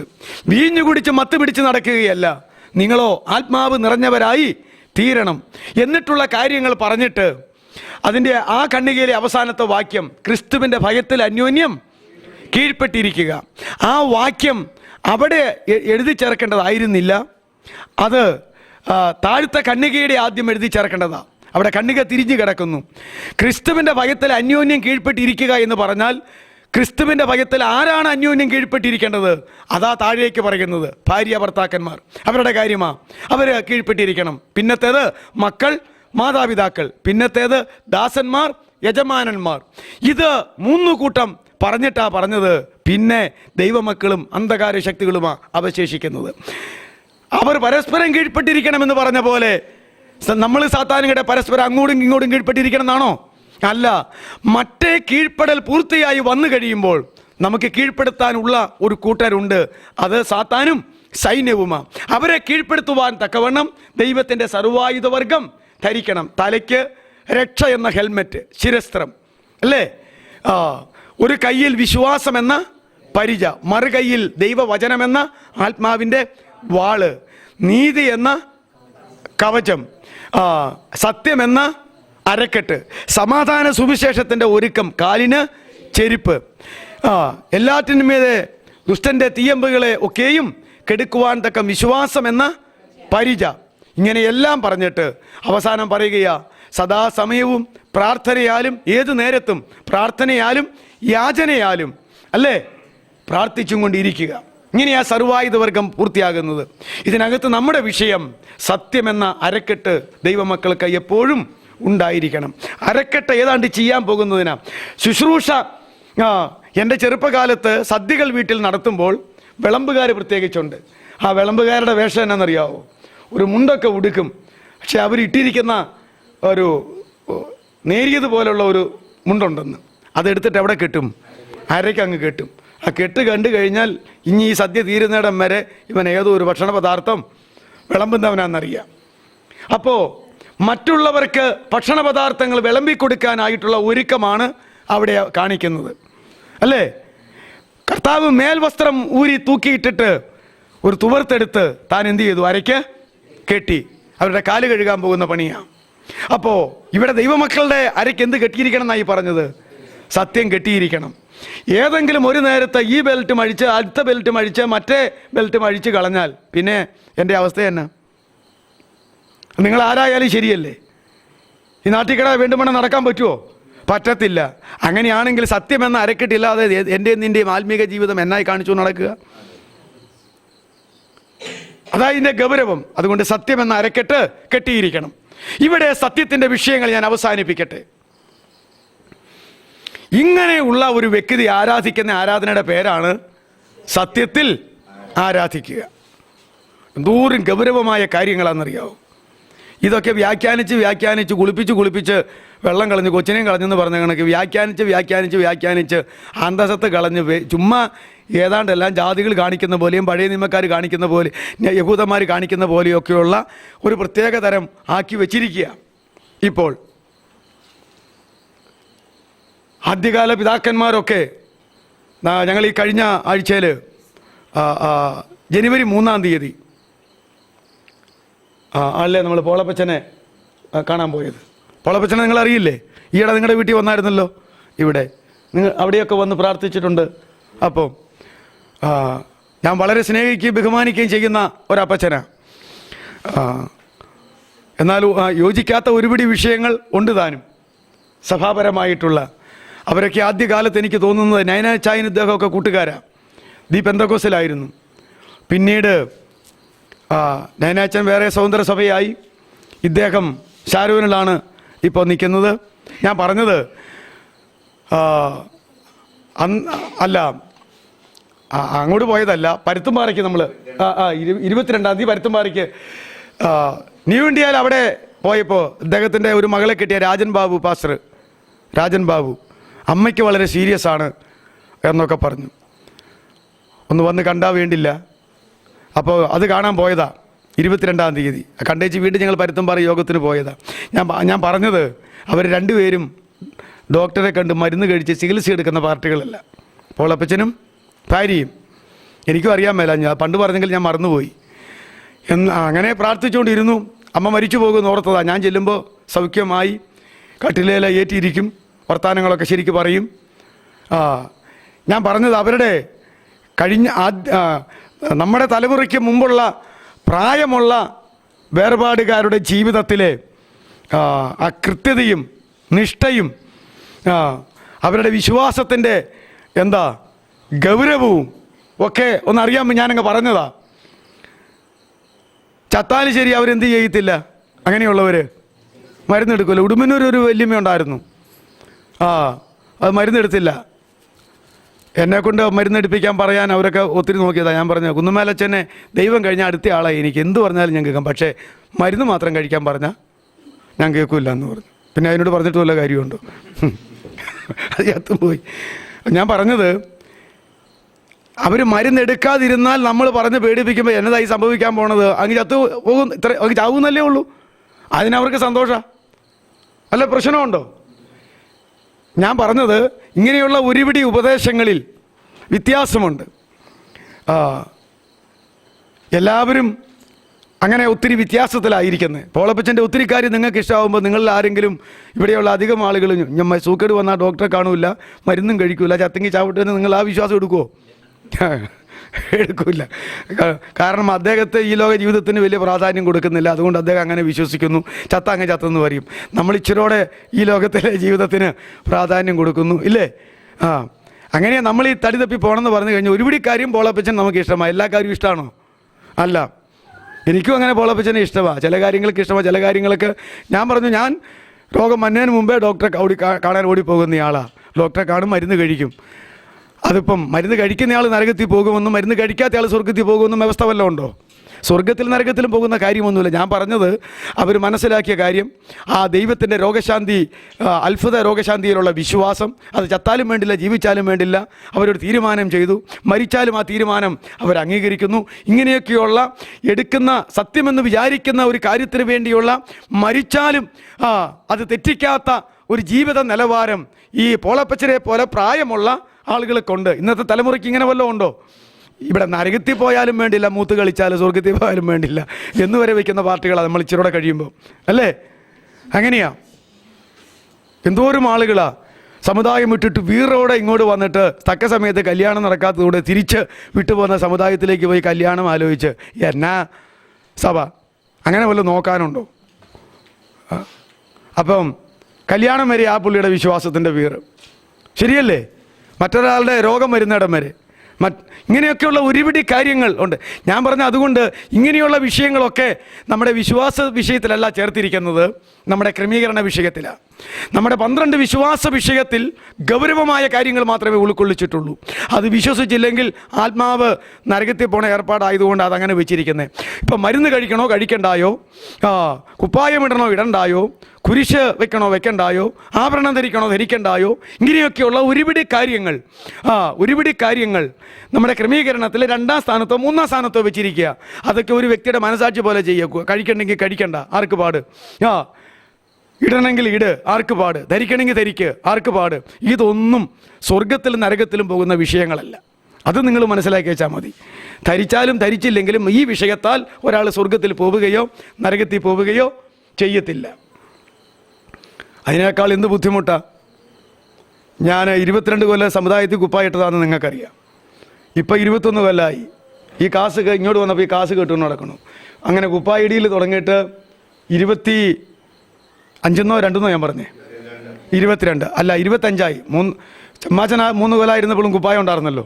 അപ്പോൾ 25ഉം 21 എത്രയായി? 46 കൊല്ലം ഞാൻ കുപ്പായം ഇട്ടുകൊണ്ട് നടന്നു. പക്ഷേ ഹൃദയത്തിലെ 13 കൂട്ടം പാപത്തിൽ നിന്ന് 3-4 എണ്ണെങ്കിലും പറിച്ചു മാറ്റാൻ ഇന്ന് വരെ കഴിഞ്ഞിട്ടില്ല. നിങ്ങൾക്കോ? നിങ്ങളൊരു പക്ഷേ ആഭരണം ധരിക്കാതിരുന്നോ, നിങ്ങളുടെ ഇഷ്ടം, ധരിക്കണ്ട. ഹൃദയത്തിലെ 13 കൂട്ടം പാപത്തിൽ എത്ര എണ്ണം മാറ്റാൻ കഴിഞ്ഞു? വേർപാടിൻ്റെ 21 കൊല്ലമായിട്ട്. ഇനി എത്ര നാൾ നമുക്ക് ജീവിതമുണ്ട്? ആ പാപം ഇരിക്കെ മരിച്ചു പോയാൽ എന്താ അവസ്ഥ? നിന്റെ ഹൃദയത്തിൽ നിന്ന്, നിന്റെ അകത്തു നിന്ന് പുറത്തേക്ക് വരുന്നതാണ് നിന്നെയും മറ്റുള്ളവരെയും അശുദ്ധമാക്കുന്ന പാപം എന്ന് പറഞ്ഞ മർക്കോസിൻ്റെ സുവിശേഷം 7:21 നിങ്ങൾക്കറിയാമല്ലേ, വായിപ്പിച്ചിട്ടില്ലേ? എത്ര കൂട്ടം പാപത്തിൻ്റെ പേര് കർത്താവ് തന്നെ പറഞ്ഞിട്ടുണ്ട്. 13 കൊണ്ട് തീർന്നതല്ല, 13 എണ്ണേ കർത്താവ് പറഞ്ഞോളൂ. ഗലാത്യ 5:29 ജഡത്തിൻ്റെ പ്രവൃത്തികൾ എത്ര കൂട്ടം ഉണ്ടെന്ന് പറഞ്ഞു? 15 എണ്ണത്തിൻ്റെ പേര് അവിടെ പറഞ്ഞിട്ടുണ്ട്. ജഡത്തിൻ്റെ പ്രവൃത്തിയിൽ നിന്ന് ഒരാൾക്ക് വിടുതൽ കിട്ടിയാലും വിടുതലെടുക്കാൻ വിഷമമുള്ളതാണ് ഹൃദയത്തിനകത്തെ പാപം.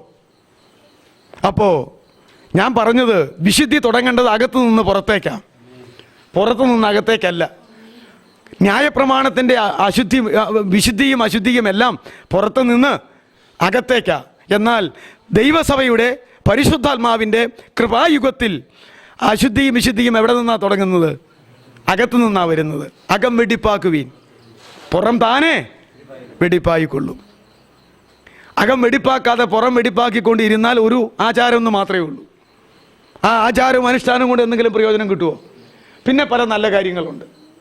ഈ കാലഘട്ടത്തിൽ ഇത് ധരിക്കാതിരുന്നു കഴിഞ്ഞാൽ മോഷ്ടിക്കാൻ ആരും വന്ന് വലിച്ചു പറിച്ച് കഴുത്തു ഓടിക്കില്ല, അതിനായിട്ട് ആരെയും കൊല്ലുകയോ ഇല്ല. വേറെ ചിലർക്ക് ഒരു ഇതുണ്ട്, സ്വർണം ധരിക്കത്തില്ല, അതിന് പകരം എന്ത് ധരിക്കും? ഈ റോൾഡ് ഗോൾഡ്. എൻ്റെ പണി അത് അതിലും അപകടം. 50 പവൻ്റെ ആഭരണം ധരിച്ചിട്ട് അത് പിടിച്ചുകൊണ്ട് പോകാമെന്ന് അങ്ങനെ ചത്തുപോയെങ്കിൽ അത് അങ്ങനെയാണെന്ന് വിചാരിക്കുക. ഇത് അവനും ഗുണം കിട്ടിയില്ല. 50 പവൻ്റെ റോഡ് ഗോൾഡ് ധരിച്ചുകൊണ്ടിരുന്നപ്പോൾ സ്വർണ്ണാന്നോർത്ത് കള്ളം വന്ന് പിടുത്ത് കിട്ടു, അവനും 10 രൂപ കിട്ടൂല, നമ്മുടെ കാര്യവും പോയി ഇല്ലേ? ഇങ്ങനെയൊക്കെ ഒരുപിടി കാര്യങ്ങൾ നല്ലതാണ്, ഒരുപിടി നന്മകളുണ്ട്. പക്ഷെ ആ നന്മകൾ കൊണ്ട് മാത്രം ഇവൻ എവിടെ പോകത്തില്ല? സ്വർഗത്തിലും പോകത്തില്ല. ആ നന്മ കേടുകൊണ്ട് മാത്രം നരകത്തിലും പോകുന്ന കാര്യമല്ല. അതിനേക്കാൾ ഗൗരവമായ, ഞാൻ പറഞ്ഞിട്ടുണ്ട്, ഹൃദയത്തിൻ്റെ 13 കൂട്ടം പാപത്തിൽ നിന്ന് വിടുതലെടുക്കണം. ജഡത്തിൻ്റെ 15 കൂട്ടം പാപത്തിൽ നിന്ന് വിടുതലെടുക്കണം. വിട്ടോടേണ്ട, മുറുകെ പറ്റുന്ന 5 കൂട്ടം പാപത്തിൽ നിന്ന് വിട്ടോടി വിടുതലെടുക്കണം. വിട്ടൊഴിയേണ്ട വ്യക്തികളെ വിട്ടൊഴിയണം. വിട്ടുപോരേണ്ട സ്ഥലങ്ങൾ വിട്ടുപോരണം. ഇങ്ങനെ വിട്ടോടേണ്ട പാപങ്ങൾ, വിട്ടോടേണ്ട ഭാരങ്ങൾ, വിട്ടുപോരേണ്ട സ്ഥലങ്ങൾ, വിട്ടൊഴിയേണ്ട വ്യക്തികൾ, മാറ്റിക്കളയേണ്ട ജഡത്തിൻ്റെ 15 കൂട്ടം പ്രവൃത്തികൾ, അവസാനമായി ആരും കാണാത്തതും അറിയാത്തതും ഹൃദയത്തിൽ നിറഞ്ഞിരിക്കുന്നതുമായ ഹൃദയപാപങ്ങൾ. ഇതെല്ലാം പാപത്തിൻ്റെ ലിസ്റ്റിലുള്ളതാണ്. ഇതിൽ നിന്നല്ലേ ആദ്യം വിടുതലെടുക്കേണ്ടത്, എന്നിട്ട് പിന്നെ ലോകത്തിൽ നിന്നുള്ള വിടുതലെടുക്കണം. അതുകൊണ്ട് മറ്റ് മലങ്കര സഭയിൽ എനിക്കിപ്പോൾ അറിയത്തില്ല, സ്വർണം ധരിക്കാതിരിക്കുന്ന സഹോദരിമാർ അതിൻ്റെ പകരവും പലിശയും കൂടെ തലമുടിയേലും ഡ്രസ്സേലും എടുക്കാറുണ്ട്. ഒരു വായിനാലാണ് പരിശുദ്ധാത്മാവ് പറഞ്ഞത്, നിങ്ങളുടെ അലങ്കാരം തലമുടി പിന്നുന്നതും പൊന്നണിയുന്നതും വിലയേറിയ വസ്ത്രം ധരിക്കുന്നതുമല്ല. അതിൽ തന്നെ ദൈവസഭക്കാർ ഒന്നിന് ഊന്നൽ കൊടുത്തു. അതുണ്ടെങ്കിൽ കർത്തൃമേശ കൊടുക്കില്ല, അതാ ഇതാ. പിന്നെ മറ്റേതോ വിലയേറിയ വസ്ത്രമാകാം ഇല്ലേ? ഒരു പവൻ സ്വർണത്തിന് 15,000 രൂപയാണ് എന്ന് സങ്കല്പിക്കുക. 25,000 രൂപയുടെ സാരി മേടിച്ചു കൊടുത്തു നടന്നാലോ? അതാരെ കാണിക്കാനാ? ഒരു പവൻ ധരിച്ചാൽ 15,000 രൂപയുടെ പവൻ ധരിച്ചാൽ ആളെന്ത് ചെയ്യും? ടീച്ചിങ് നരകത്തിൽ പോകുന്ന. 50,000 രൂപയുടെ സാരി ധരിച്ചോ നടന്നാലോ സ്വർഗത്തിൽ പോകുന്നതാണോ? അല്ല. അങ്ങനെ ഒന്നും തിരിക്കാനും പഠിപ്പിക്കാനും പറ്റത്തില്ല. 3 വിഷയം ഒരുമിച്ച പരിശുദ്ധാത്മാവ് സംസാരിച്ചത്. പ്രത്യേകിച്ച് സ്ത്രീകളോട്, നിങ്ങളുടെ അലങ്കാരം മക്കളെ തലമുടി പിന്നുന്നതും പൊന്നണിയുന്നതും പൊന്നെ മുത്ത് അല്ലേ അണിയുന്നതും വിലയേറിയ വസ്ത്രം ധരിക്കുന്നതും. ഇങ്ങനെ പുറമേ ഉള്ളത് അല്ല. ഇനിയുമുണ്ട് പലതും പുറമേ ഉള്ളത്. ഇങ്ങനെ പുറമേ ഉള്ളതല്ല. നിങ്ങളുടെ അലങ്കാരം സൗമ്യതയും സാവധാനതയും എന്ന മനസ്സാകുന്ന അക്ഷയഭൂഷണമായ ഹൃദയത്തിൻ്റെ ഗൂഢമനുഷ്യനെ കൊണ്ട് തന്നെ അലങ്കരിക്കണം. അതുകൊണ്ട് 3 അല്ലെന്ന് പറഞ്ഞിടത്ത് 1 അല്ലെന്ന് നിർബന്ധ നിയമവും ഞാൻ നിങ്ങളോട് പറഞ്ഞിട്ടുണ്ട്. ഇന്ന് വരെ ഒരു ചുടു കുഞ്ഞിനെ ഞാൻ സ്വർണ്ണം അണിയിപ്പിച്ചിട്ടില്ല, ഞാൻ ഊരിപ്പിച്ചിട്ടുമില്ല. നമ്മുടെ വിശ്വാസ വിഷയം ഇന്നതാണ്, ക്രമീകരണം ഇന്നതാണ്. നിനക്ക് നിൻ്റെ മനസാക്ഷി അനുസരിച്ച് ആത്മാവിൽ കൂടെ എടുക്കുന്ന തീരുമാനം പോലെ പോകാം. എൻ്റെ ജോലി അതല്ല. അതിനേക്കാൾ ഗൗരവമായ വിടുതലുകൾ വേറെ കിടക്കുന്നു. അതുകൊണ്ട് ഞാൻ പറഞ്ഞത് ഗൗരവമുള്ളത് ഗൗരവമുള്ളതാ, ഗൗരവം കുറഞ്ഞത് എപ്പോഴും ഗൗരവം കുറഞ്ഞതാ. രണ്ടും നല്ലതാ ആയിക്കോട്ടെ. പക്ഷേ അടിസ്ഥാനപരമായ വസ്തുതകൾ അങ്ങനെയാണ്. നിങ്ങൾ കിണ്ടികിണ്ണങ്ങളുടെ പുറം വെടിപ്പാക്കുന്നു, അകമോ? എനിക്ക് എൻ്റെ വീട്ടിൽ പണ്ടൊരു കിണ്ടി ഉണ്ടായിരുന്നത് ഞാൻ ഓർക്കുന്നു. അതിൻ്റെ പുറമൊക്കെ തേച്ച് നല്ല മിനുസമാണ്, വെള്ളോടായിരുന്നു. അതുകൊണ്ടത് സ്വർണം പോലെയല്ല ഇരിക്കുന്നത്, കുറച്ചുകൂടെ. പക്ഷേ അതിനകത്ത് കൈയിട്ടാൽ, കന്നാലിക്ക് ഞാൻ വെള്ളം കൊടുത്തപ്പോൾ കാള എൻ്റെ കയ്യെ നോക്കിയപ്പോൾ എനിക്കൊരു അനുഭവം ഉണ്ടായിട്ടുണ്ട്. അയ്യോ, മൊരാന്നിരിക്കും. നിങ്ങൾക്കത് മനസ്സിലായിട്ടുണ്ടോ? കന്നാലിയുടെ നാക്കിൻ്റെ അരം അത് 2 കാളന്മാർ തവിടിട്ട് ഇളക്കി കൊടുത്തുകൊണ്ടിരുന്നപ്പം പാത്രത്തെ നോക്കിയത് എൻ്റെ കയ്യലായിപ്പോയി. അയ്യോ എന്ന് ഞാൻ പറഞ്ഞു പോയി. എന്ന് പറയുന്ന പോലെ ഈ കിണ്ടികിണ്ണത്തിൻ്റെ അകം നിങ്ങളൊന്ന് കൈയിട്ട് നോക്കിയാൽ നിങ്ങൾക്കത് അനുഭവം ഉണ്ടോ? ഇപ്പം കിണ്ടികിണ്ണം ഉണ്ടോ? അതിന് മൊരാന്നിരിക്കും. ഇതാ അത് കഴിയാലും അത് അങ്ങനെയാണ് ഇരിക്കുന്നത്. എന്നാന്ന് എനിക്കറിയാം, വെള്ളം ഇരുന്നായിരിക്കും. ഞാൻ പറഞ്ഞത് കിണ്ടികിണ്ണത്തിൻ്റെ പുറം പോലെയല്ല അകം ഇരിക്കുന്നത്. ആ എക്സാമ്പിൾ പറഞ്ഞിട്ടാ, അകം വെടിപ്പാക്ക്, പുറം താനേ വെടിപ്പായിക്കൊള്ളൂ. അകമാണ് ഗൗരവമുള്ളത്, ആന്തരിക വിശുദ്ധിയാണ് ഗൗരവമുള്ളത്.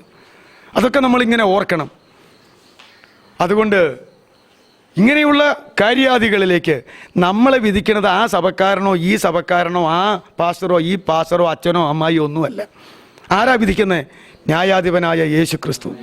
അവൻ എന്തിനു തൂക്കം കൊടുക്കുമെന്ന 33.5 വർഷക്കാലം ഈ ലോകത്തിൽ ജീവിച്ച യേശു, അവൻ സംസാരിച്ചിട്ടുള്ളതായിരിക്കുന്ന സുവിശേഷങ്ങളിൽ അടങ്ങിയിരിക്കുന്ന ആശയങ്ങൾ വായിച്ചാൽ ഈ യേശു അന്നും ഇന്നും എന്നും എന്തിനാ ഊന്നൽ കൊടുക്കുന്നതെന്നുള്ളത് നമുക്ക് മനസ്സിലാക്കാൻ കഴിയും. അതിന് നമ്മൾ ഊന്നൽ കൊടുത്തോണം. ബാക്കിയുള്ളവരുടെ എല്ലാ നല്ല കാര്യങ്ങളും നമ്മൾ എടുത്തോണം. നമുക്ക് സത്യത്തിൻ്റെ ആ വിഷയങ്ങൾ ഇവിടെ അവസാനിപ്പിച്ചുകൊണ്ട് ഈ പറഞ്ഞതുപോലെ ഞാനും നിങ്ങളും സത്യത്തിൽ ദൈവത്തെ ആരാധിക്കുന്നവരുടെ കൂട്ടമായി എത്രയും വേഗം രൂപാന്തരപ്പെട്ടുകൊണ്ട് നമ്മുടെ ആരാധനയിലും ദൈവം പ്രസാദിച്ച് ഹാബേലിലും അവൻ്റെ യാഗത്തിലും പ്രസാദിച്ചതുപോലെ നമ്മുടെ വ്യക്തിത്വമാകുന്ന ഓരോരുത്തരുടെ വ്യക്തിത്വത്തിൽ ദൈവം പ്രസാദിച്ചിട്ട് പിന്നെ അതിനകത്തുള്ള കാര്യങ്ങളിൽ ദൈവം രണ്ടാമതേ പ്രസാദിക്കത്തുള്ളൂ. ഹൃദയത്തിൽ പ്രസാദിക്കാതെ ശരീരത്തിൽ പ്രസാദിക്കുമോ? ഇല്ല. മനസ്സിൽ പ്രസാദിക്കാതെ ദേഹിയിൽ പ്രസാദിക്കുമോ? ഇല്ല. ഇതൊക്കെയാണ് ന്യായവിധിയിൽ വരാൻ പോകുന്നത്. അതാ മുമ്പന്മാരുമാകും എന്ന് കർത്താവ് പറഞ്ഞത്. അടുത്തത് ആത്മാവിലുള്ള ആരാധന. സത്യത്തിലെ തീർന്നു. ഇത്രത്തോളം വിഷയങ്ങളാ പുതിയ നിയമത്തിൽ നിന്ന് എനിക്ക് മനസ്സിലാക്കാൻ പറ്റിയത്. ഇത് അടുത്തിടെയാണ് ഞാൻ ഇത്രത്തോളം വിഷയം പൂർത്തീകരിച്ചത്. അറിയും തോറും മനസ്സിലാകും തോറും ഞാനത് പറഞ്ഞു തന്നുകൊണ്ടിരിക്കാം. അടുത്തത് ആത്മാവിലെ ആരാധന. ആത്മാവ് 3 തരത്തിലുണ്ട്. അത് ഞാൻ ഇതിനു മുമ്പ് പറഞ്ഞിട്ടുണ്ട്. ഒന്ന് ദൈവത്തിൻ്റെ ആത്മാവ്, രണ്ട് മനുഷ്യൻ്റെ ആത്മാവ്, മൂന്ന് സാത്താൻ്റെ ആത്മാവ്. ഇങ്ങനെ 3 ആത്മാവേ ഉള്ളൂ. ഒന്ന് ദൈവത്തിൻ്റെ ആത്മാവ്. ദൈവത്തിൻ്റെ ആത്മാവിന് നമ്മൾ പറയുന്ന പേരെന്താ? പരിശുദ്ധാത്മാവ്. ദൈവത്തിൻ്റെ ആത്മാവ്, പരിശുദ്ധാത്മാവ്. 2 മനുഷ്യൻ്റെ ആത്മാവ്. മനുഷ്യന് 3 ഘടകങ്ങളില്ലേ? ദേഹം, ദേഹി, ആത്മാവ്. 3 സാത്താൻ്റെ ആത്മാവ്. സാത്താൻ്റെ ആത്മാവ്. ഇനി ഇതിൻ്റെ ഓരോ വിഭജനങ്ങളുണ്ട്. അതുകൊണ്ട് ആത്മാവിലെ ആരാധന എന്ന് പറഞ്ഞാൽ ഈ 3 തരം ആത്മാവിനെ കുറിച്ച് വചനത്തിൽ പറഞ്ഞിരിക്കുന്നത് അതുപോലെ നമ്മൾ ഗ്രഹിച്ചെങ്കിൽ മാത്രമേ നമുക്ക് ആത്മാവിൽ ദൈവത്തെ. ഒന്നാമത് പെന്തക്കോസ്തുകാർക്ക് ആത്മാവിലെ ആരാധന എന്ന് പറഞ്ഞാൽ അന്യഭാഷ ആർക്കും തിരിയാത്ത അന്യഭാഷ പറഞ്ഞുകൊണ്ട് ആരാധിക്കുന്ന ഏക കാര്യം അറിയാവുള്ളൂ. അന്യഭാഷ തന്നെ 2 വിധത്തിലുണ്ട്. ലോകത്തിൽ ഒരുപിടി ഭാഷകളുണ്ട് മനുഷ്യർക്ക്. നമ്മുടെ ജന്മഭാഷ എന്താ? മലയാളം. തമിഴ്നാട്ടുകാരുടെ ഭാഷ എന്നാ? തമിഴ്. ആന്ധ്രാക്കാരുടെ ഭാഷ എന്നാ? തെലുങ്ക് അല്ലേ? തെലുങ്ക്. ഈ മൈസൂർ കർണാടകക്കാരുടെ ഭാഷ എന്നാ? കർണാടകം. രാജ്യത്തിൻ്റെ പേരൊക്കെ മാറ്റി മാറ്റി ഭാഷയുടെ അടിസ്ഥാനത്തിലാണ് ഇപ്പം പേര് വരാൻ പോകുന്നത്. ഇപ്പം നമ്മുടെ കേരളമായി നിൽക്കുന്ന താമസം എന്നാ ചിലപ്പോൾ ഇത് മലയാള നാടെന്ന് തന്നെ പേരാകും. തമിഴ്നാട് എന്ന് പറയുന്ന പോലെ, കർണാടകം എന്ന് പറയുന്ന പോലെ. അപ്പം ഞാൻ പറഞ്ഞത് ഭൂമിയിൽ തിരിച്ചറിയാൻ മേലാത്ത ഒരു ഭാഷയുണ്ട്, അതിൻ്റെ പേരും അന്യഭാഷ എന്നാണ്. എന്നാൽ ലോകത്തിൽ മനുഷ്യവർഗം എവിടെല്ലാം ഉണ്ടോ അതാത് മനുഷ്യവർഗത്തിലെ ജന്മഭാഷയായിരിക്കുന്ന ഭാഷകൾ ഇഷ്ടം പോലെയുണ്ട്. എത്ര ഭാഷയുണ്ടെന്നുള്ള കണക്കൊക്കെ ഞാൻ മറന്നുപോയി. അപ്പോൾ ഭാഷാ പരിജ്ഞാനമില്ലാത്ത എനിക്ക് മലയാളം മാത്രം സംസാര ഭാഷ അറിയത്തുള്ളൂ. ബാക്കി ഒരു ഭാഷയും സംസാരിക്കാനോ എഴുതാനോ പ്രസംഗിക്കാനോ ഒന്നും എനിക്കറിയത്തില്ല. എന്നാൽ ഞാൻ ഇന്ത്യയിൽ ഏതെങ്കിലും ഒരു സ്റ്റേറ്റിൽ ചെന്നാൽ അവിടെ ഞാൻ തന്നെ ആ ഭാഷക്കാരുടെ മധ്യത്തിലായാൽ ഞാൻ എന്ത് ചെയ്യും? ദൈവം എനിക്ക് അവരുടെ ഭാഷ തരാതെ എനിക്ക് പ്രസംഗിക്കാൻ പറ്റുമോ? പറ്റത്തില്ല. ഇനി ഇന്ത്യ വിട്ട് വെളിയിലേക്ക് ഭൂലോക രാഷ്ട്രങ്ങളിൽ എവിടെ പോയാലും അവിടെ അങ്ങനെയൊന്ന് ചെന്ന് പെട്ടാൽ എനിക്ക് മലയാളം മാത്രമേ അറിയുള്ളൂ എങ്കിൽ ദൈവം അവരുടെ ഭാഷ തരാതെ എനിക്ക് അവരുമായി സംസാരിക്കാൻ പറ്റുമോ? പെന്തക്കോസ്തിൽ സംഭവിച്ചത് എന്താ? പെന്തക്കോസ്തിൽ 18 കൂട്ടം ഭാഷക്കാർ യെരുശലേം ദേവാലയത്തിൽ നിന്ന് ആ മർക്കോസിൻ്റെ മാളിക ഇരുന്ന സ്ഥലത്തേക്ക് ആ കൊടിയ കാറ്റടിക്കുന്നതിൻ്റെ ശബ്ദം കേട്ടുകൊണ്ട്, ആ കാറ്റ് കണ്ടുകൊണ്ട്, മുഴക്കം കേട്ടുകൊണ്ട് ഓടി വന്നപ്പോൾ 18 കൂട്ടം ഭാഷക്കാർ അവിടെ ഓടി വന്നു. 18 സ്ഥലത്ത് ജീവിക്കുന്ന ആളുകൾ, അവർ 18 ഭാഷക്കാരാ. അതുകൊണ്ട് ആദ്യം പത്രോസ് ആത്മാവ് എല്ലാവരുടെ മേലും ആത്മാവ് വന്നു. ആത്മാവ് അവർക്ക് സംസാരിപ്പാൻ കൊടുത്ത പോലെ അവർ അന്യഭാഷകൾ സംസാരിച്ചു തുടങ്ങി. അത് കഴിഞ്ഞിട്ട് പത്രോസ് 11 പേരോട് കൂടെ എഴുന്നേറ്റ് നിന്ന് ഓടിക്കൂടി വന്ന ആയിരങ്ങളോട് 3000 പേരെന്ന് മാനസാന്തരപ്പെട്ടെ. അപ്പോൾ എത്രയോ അതിനേക്കാൾ കൂടുതൽ ആയിരങ്ങൾ തിരിച്ചങ്ങ് പോയിട്ടുമുണ്ട്. അപ്പോൾ 6000-ലധികം ആളുകൾ അവിടെ വന്നു കാണാൻ സാധ്യതയുണ്ട്. 3000 പേര് സ്നാനപ്പെട്ടു, വിശ്വസിച്ചു, ഇവരോട് ചേർന്നു. ബാക്കിയുള്ളവർ തിരിച്ച് പള്ളിയിലേക്ക് വിവരമറിഞ്ഞു പോയി. അപ്പോൾ അവരെന്താ ഈ 18 ഭാഷക്കാരെന്നാ പറഞ്ഞേ? നമ്മൾ ഓരോരുത്തൻ ജനിച്ച് പഠിച്ച് വളർന്ന നമ്മുടെ ഭാഷയിൽ ഈ ഗലീലാക്കാരായിരിക്കുന്ന അവർ ദൈവത്തിൻ്റെ വൻകാര്യങ്ങൾ പ്രസ്താവിക്കുന്നു. അതുകൊണ്ട് അറിയാൻ മേലാത്ത ഭാഷ മുഴുവൻ പരിശുദ്ധാത്മാവ് അവർക്ക് പറഞ്ഞു കൊടുത്തിട്ട് ഓടിക്കൂടിയ ജനത്തിൻ്റെ അതാത് ഭാഷകളിൽ അവരോട് പ്രസംഗിക്കാനായിട്ടുള്ള ഭാഷാവരം ആര് കൊടുത്തു? അതാണ് വിവിധ ഭാഷാവരം. ലോകത്തിലുള്ള ഭാഷകൾ, അറിഞ്ഞുകൂടാത്ത ഭാഷകൾ ഈസിയായിട്ട് സംസാരിച്ച് ആശയവിനിമയം നടത്താനായിട്ട് ദൈവം തരുന്ന താലന്താണ് ഭാഷാവരം. മറ്റത് വേറൊരു ഭാഷയാണ് ഈ പറയുന്നത്.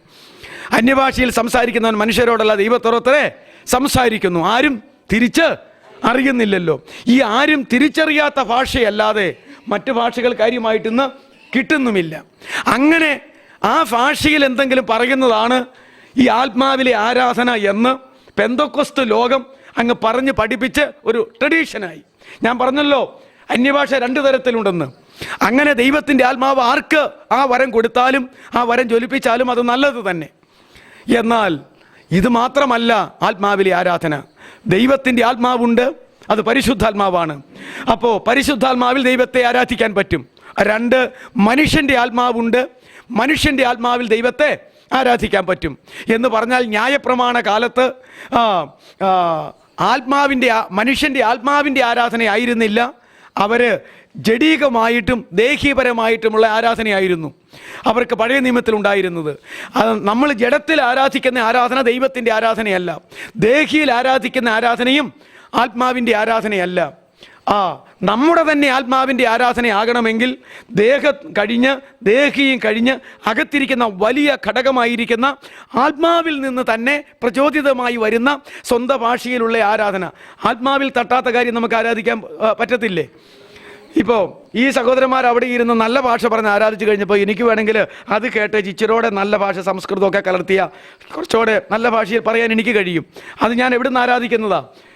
ഭാഷ പഠിച്ചിരിക്കുന്ന ഭാഷയുടെ ആ അറിവിൽ നിന്ന് എൻ്റെ ജഡം കൊണ്ട് ഞാൻ ദൈവത്തെ ആരാധിക്കുന്നതാണ്. അതുകൊണ്ടാണ് എബ്രായ ലേഖനത്തിൽ പറയുന്നത് ലൗകികമായ ചട്ടങ്ങളും കൂടാരങ്ങളുമെല്ലാം അന്ന് എബ്രായർക്ക് ആരാധനയ്ക്കായിട്ട് ഉണ്ടായിരുന്നു. അന്ന് യാഗങ്ങൾ നടത്തിക്കൊണ്ടിരുന്നു. പക്ഷേ ആ മനസാക്ഷിക്കങ്ങ് സമാധാനം കിട്ടിയിട്ടില്ല.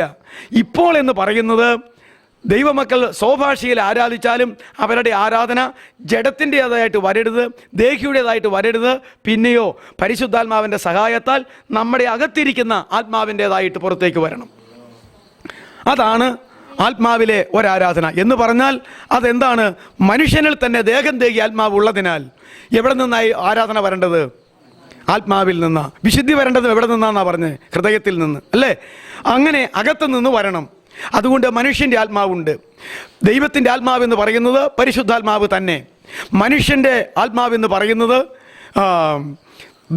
ആദാമിനെ സൃഷ്ടിച്ചപ്പോൾ അവൻ്റെ മൂക്കിൽ ജീവശ്വാസം യഹോവയായ ദൈവം ഊതി കയറ്റിയപ്പോൾ മനുഷ്യൻ ദേഹി ആത്മാവുള്ള 3 ഘടകമുള്ള ഒരു മനുഷ്യനായി തീർന്നു. അപ്പോൾ മനുഷ്യജീവൻ എവിടെ നിന്ന് വന്നതാ? മനുഷ്യനിലേക്ക് ആദ്യമായിട്ട് ദൈവത്തിൽ നിന്ന് വന്നതാ അല്ലേ? ഹവ്വായ്ക്ക് എങ്ങനെയാണ് ജീവൻ ഉണ്ടായത്? ആദാമിനെ ബോധം കെടുത്തിയിട്ട് അവൻ്റെ അസ്ഥിയും അവൻ്റെ മാംസവും എടുത്താണ് ആരെ സൃഷ്ടിച്ചത്? ഹവ്വയെ സൃഷ്ടിച്ചത്. അങ്ങനെ സൃഷ്ടിച്ചു കഴിഞ്ഞപ്പോൾ അവക്കും ഈ ജീവൻ ഉണ്ടായത് എവിടെ നിന്നാ? സൃഷ്ടിച്ചവനായ ദൈവത്തിൽ നിന്നാ. പ്ലാസ്റ്റിക് സർജറി ആയിരുന്നു എന്നുള്ളത് പിന്നീടാണ് മനസ്സിലായത്. ശാസ്ത്രം ഈ പേര് പറഞ്ഞപ്പോഴാണ്. ഹവ്വയെ സൃഷ്ടിച്ചു കഴിഞ്ഞ ആദാമിനെ ഉറക്കത്തിൽ നിന്ന് എഴുന്നേൽപ്പിച്ചിട്ട് ആദാമിൻ്റെ മുമ്പിൽ കൊണ്ട് നിർത്തി കഴിഞ്ഞപ്പോൾ കണ്ണു തുറന്ന് ഒരൊറ്റ നോട്ടം നോക്കിയിട്ട് ആദാം എന്നാ പറഞ്ഞേ? ഇപ്പോൾ ഇവൾ എൻ്റെ അസ്ഥിയിൽ നിന്ന് അസ്ഥിയും എൻ്റെ മാംസത്തിൽ നിന്ന് മാംസവുമാ. ഇവൻ്റെ ഞരമ്പ്, അവൻ്റെ മാംസം, അവൻ്റെ അസ്ഥി, ഇതെല്ലാം കൊണ്ടുമാ ആരെ സൃഷ്ടിച്ചത്? ഹവ്വയെ സൃഷ്ടിച്ചത്. അതുകൊണ്ട് നരനിൽ നിന്ന് ഇവളെ എടുത്തിരിക്കുകയാൽ ഇവയ്ക്കിനി എന്ത് പേരുമാകും? നാരി എന്ന് പേരാകും. അപ്പോൾ ഇതെങ്ങനെയാണ് അറിഞ്ഞത്? ചില ഓപ്പറേഷനൊക്കെ ചെയ്യുമ്പോൾ നമുക്കറിയാം, സ്ഥലം മരവിപ്പിച്ചാൽ നമുക്കത് അറിയാനായിട്ട് പറ്റും ഇല്ലേ? എന്നാൽ ബോധം ശരിക്കും കെടുത്തി കഴിഞ്ഞ് മരിച്ചവരെ പോലെ അവനൊന്നും അറിയാത്തവണ്ണെ പോലെ ആക്കിയിട്ടിട്ടുള്ള ഓപ്പറേഷനുമുണ്ട്, അതിൻ്റെ ഗൗരവം അനുസരിച്ച് നിങ്ങൾക്കറിയാം. അപ്പോൾ ആദാം പറയുകയാ, എന്തൊക്കെയോ അസ്ഥിയും മാംസമൊക്കെ എടുക്കുന്ന പോലെയൊക്കെയുള്ള അറിവ് ആർക്കുണ്ടായിട്ടുണ്ട്? ദൈവം ഇവനെ ഗാഠനിദ്ര വരുത്തിയെന്നാണ് പറഞ്ഞിരിക്കുന്നത് അല്ലേ? ഒരു ഗാഠനിദ്ര വരുത്തിയെങ്കിലും എന്തൊക്കെയോ ശരീരത്തിൽ ഒക്കെ ചെയ്യുന്ന പോലെയൊക്കെ ഇവന് അറിയാം. നോക്കിക്കഴിഞ്ഞപ്പോൾ എന്നിട്ട് അവന് ബോധം വന്നു കഴിഞ്ഞപ്പോൾ പറഞ്ഞത്, എൻ്റെ അസ്ഥിയിൽ നിന്ന് അസ്ഥിയും എൻ്റെ മാംസത്തിൽ നിന്ന് മാംസവുമാ. അങ്ങനെയാണ് ഹവ്വയെ സൃഷ്ടിച്ചത്. അവിടെയും ജീവൻ കൊടുത്തത് ആരാന്നാണ് ഞാൻ പറഞ്ഞത്? ദൈവമാ. അപ്പോൾ ആദമിനെയും ഹവ്വയിൽ നിന്നും പിന്നീട് ജനിക്കുന്ന മക്കൾ സ്വാഭാവികമായി സ്ത്രീ പുരുഷ ബീജ സങ്കരണത്താൽ ഭ്രൂണമുണ്ടായി, ഭ്രൂണത്തിൽ ജീവനുണ്ടായി, ആ ജീവൻ വളരുന്ന പ്രക്രിയ ദൈവം കൊടുത്തു. അപ്പോൾ എന്ത് പറഞ്ഞാലും ഈ മനുഷ്യൻ്റെ ആത്മാവ് ആരിൽ നിന്ന് വന്നതാണെന്നാണ് ഞാനീ പറഞ്ഞത്? ദൈവത്തിൽ നിന്ന് വന്നതാ. ദൈവത്തിൽ നിന്ന് വന്നതാണെങ്കിലും അത് ദൈവാത്മാവല്ല, അതിൻ്റെ പേര് മനുഷ്യ ആത്മാവെന്ന. ഇനി സാത്താൻ ആത്മാവുണ്ടായിരുന്നു. അവൻ അവരുടെ ദൂതനായിരുന്നു, ലൂസിഫർ അല്ലേ? അവൻ ആത്മജീവിയായിരുന്നു. ആദമിനെ പോലെ ശരീരമുണ്ടായിരുന്നോ? നമ്മെപ്പോലെ ശരീരമുണ്ടായിരുന്നോ? ഇല്ല. കർത്താവ് മനുഷ്യാവതാരം എടുക്കുന്നതിന് മുമ്പ് സ്വർഗത്തിലുണ്ടായിരുന്നല്ലോ പുത്രനായിട്ട്. അന്ന് കർത്താവിന് മനുഷ്യ ശരീരം ഉണ്ടായിരുന്നോ? ഇല്ല. ആത്മാവും ദേഹിയുമുള്ള വ്യക്തിത്വമായിരുന്നു. ദൂതന്മാരും അങ്ങനെ തന്നെയാണ്. അത് നമ്മൾ മനസ്സിലാക്കേണ്ടതാ. അതുകൊണ്ട് സാത്താനും ആത്മാവുണ്ട്. സാത്താൻ്റെ ആത്മാവിനെ പലതായിട്ട് തിരിച്ചിട്ടുണ്ട്. അത് നമുക്ക് മെല്ലെ ചിന്തിച്ച് മുമ്പോട്ട് പോകാം. അതുകൊണ്ട് ആത്മാവ് എത്രയുണ്ട്?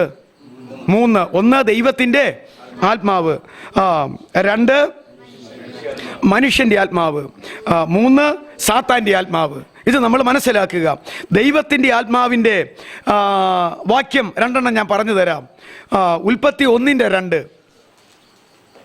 ആദിയിൽ ദൈവം ആകാശവും ഭൂമിയെ സൃഷ്ടിച്ചു.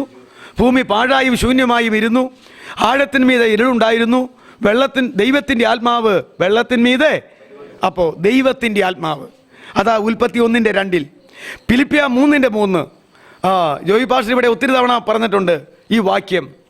ദൈവത്തിൻ്റെ ആരാണ് സാക്ഷാൽ പരിച്ഛേദനക്കാർ? ദൈവത്തിൻ്റെ ആത്മാവ് കൊണ്ട് ആരാധിക്കുന്നവരും ജഡത്തിൽ ആശ്രയിക്കാത്തവരും ക്രിസ്തുവിൽ പ്രശംസിക്കുന്നവരുമാണ് സാക്ഷാൽ ഹൃദയ പരിച്ഛേദനക്കാർ. യഹൂദന്മാർ കൈകൊണ്ടുള്ള പരിച്ഛേദനക്കാർ. എന്നാൽ ദൈവമക്കളാണ് സാക്ഷാൽ ഹൃദയ പരിച്ഛേദനയുള്ളവർ. അതിൻ്റെ ലക്ഷണം ദൈവത്തിൻ്റെ ആത്മാവ് കൊണ്ട് ആരാധിക്കും, ജഡത്തിൽ അവർ ആശ്രയിക്കത്തില്ല, ക്രിസ്തുവിൽ മാത്രമേ അവർ പ്രശംസിക്കുകയുമുള്ളൂ. അങ്ങനെ 3 അനുഭവമുള്ളവരാണ് സാക്ഷാൽ ഹൃദയ പരിച്ഛേദനക്കാർ, സാക്ഷാൽ ദൈവമക്കൾ എന്ന് പറയുന്നത്. അപ്പോൾ അവിടെയും ദൈവത്തിൻ്റെ ആത്മാവ് കൊണ്ട് ആരാധിക്കുന്ന കാര്യം ഫിലിപ്പിയ 3:3. ദൈവത്തിൻ്റെ ആത്മാവ് കൊണ്ട് തന്നെ 2 വാക്ക് ഞാനങ്ങ് പറഞ്ഞെന്ന് മാത്രമേ ഉള്ളൂ വാക്യം. ഈ ദൈവത്തിൻ്റെ ആത്മാവിൻ്റെ അടുത്ത പേര് എന്താണെന്ന് ചോദിച്ചാൽ, ഒന്ന് പരിശുദ്ധാത്മാവ്, മറ്റേത് ഉൽപ്പത്തിയിൽ ദൈവത്തിൻ്റെ ആത്മാവ് എന്നായിരുന്നു, ഫിലിപ്പിയിലും ദൈവത്തിൻ്റെ ആത്മാവ് എന്നാ. അപ്പോൾ ഒന്ന് പരിശുദ്ധാത്മാവ്, അപ്പോസ്തല പ്രവൃത്തി 1:8. എന്നാൽ പരിശുദ്ധാത്മാവ് നിങ്ങളുടെ മേൽ വരുമ്പോൾ, അതറിയാം. 2 വിശുദ്ധിയുടെ ആത്മാവ്. 2 വിശുദ്ധിയുടെ ആത്മാവ്. ഇനി പരിശുദ്ധാത്മാവിൻ്റെ മറ്റ് പേരുകളാണ്. ഈ പേരുകളെല്ലാം താൻ ആയിരിക്കുന്ന വ്യക്തിത്വത്തിൻ്റെ സവിശേഷത വെളിപ്പെടുത്താൻ വേണ്ടി പറഞ്ഞിരിക്കുന്ന പേരുകളാണ്. വിശുദ്ധിയുടെ ആത്മാവ് റോമർ 1:5. അപ്പോൾ പരിശുദ്ധാത്മാവ് എന്തിൻ്റെ ആത്മാവാ? അശുദ്ധിയുടെ ആത്മാവോ വിശുദ്ധിയുടെ ആത്മാവോ? വിശുദ്ധിയുടെ ആത്മാവ്. 3 ശക്തിയുടെ ആത്മാവ്. വിശുദ്ധിയുടെ ആത്മാവിൻ്റെ വാക്യം ഞാൻ പറഞ്ഞില്ലേ? ശക്തിയുടെ ആത്മാവ് എന്ന് എഴുതിയോ? ശക്തിയുടെ ആത്മാവ്. അടുത്തത് സ്നേഹത്തിൻ്റെ ആത്മാവ്. 3 എണ്ണത്തിനും കൂടെ ഒരു വാക്യമാണ്. അടുത്തത് സുബോധത്തിൻ്റെ ആത്മാവ്. ശക്തിയുടെ ആത്മാവ്, സ്നേഹത്തിൻ്റെ ആത്മാവ്, സുബോധത്തിൻ്റെ ആത്മാവ്. 3 എണ്ണം പറഞ്ഞിരിക്കുന്നത് 2 തീമോത്തി 1:7.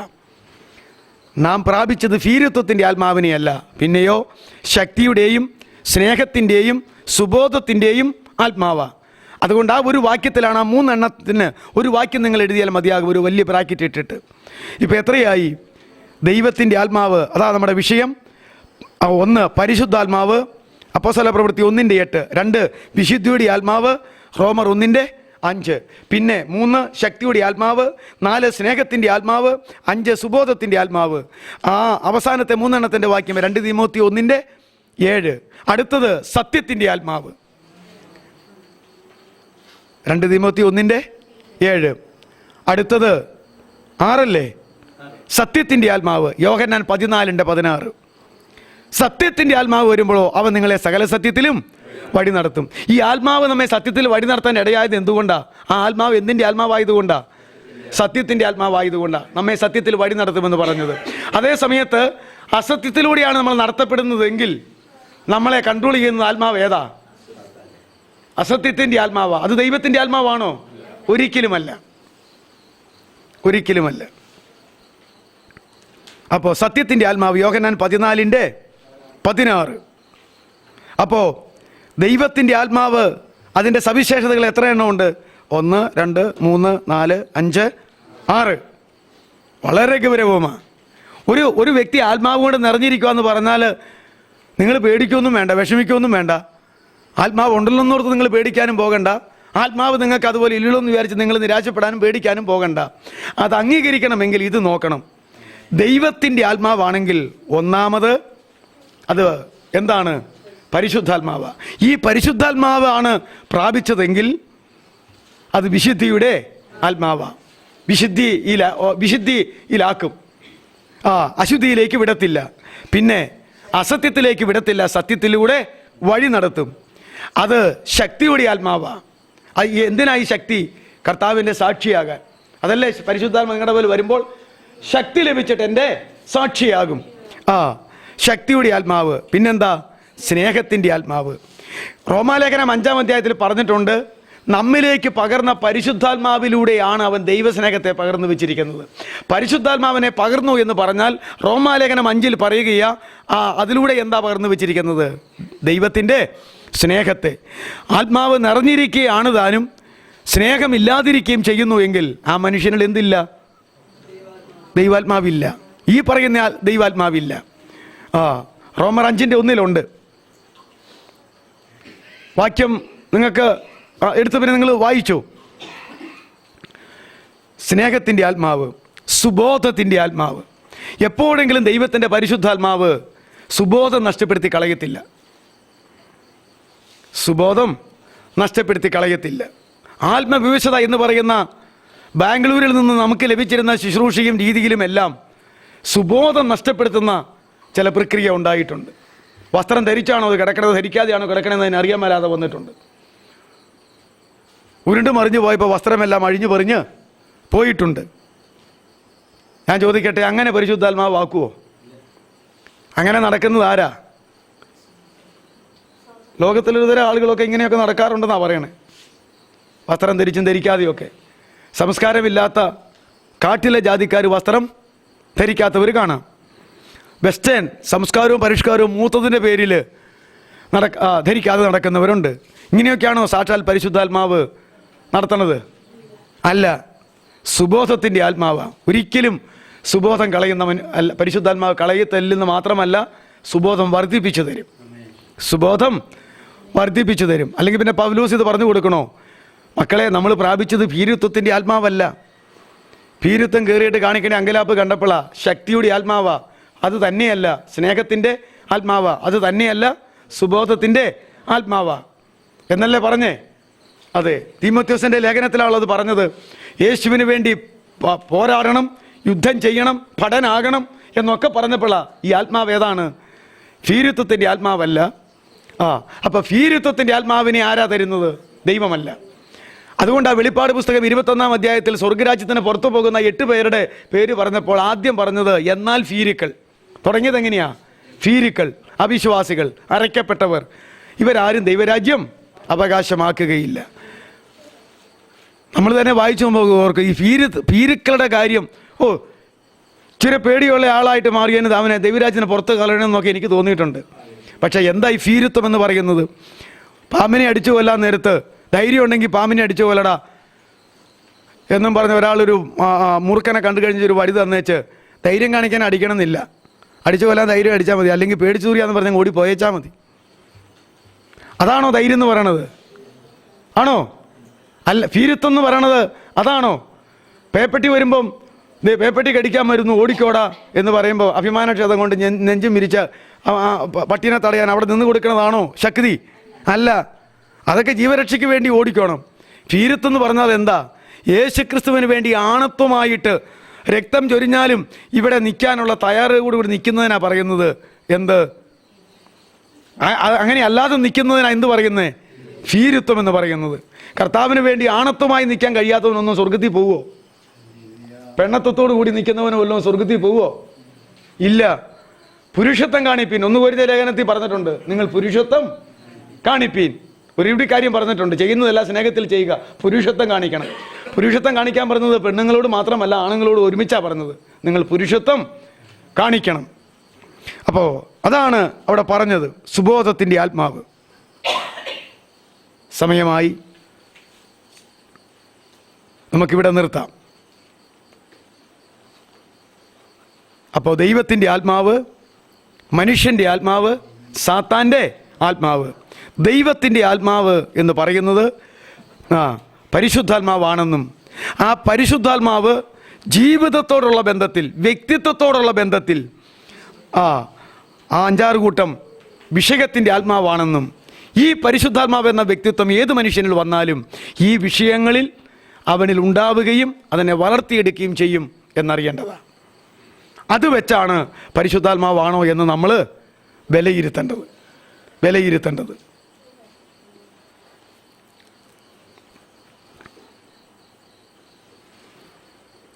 ഇനി മനുഷ്യാത്മാവിനെക്കുറിച്ചും സാത്താൻ്റെ ആത്മാവിനെക്കുറിച്ചും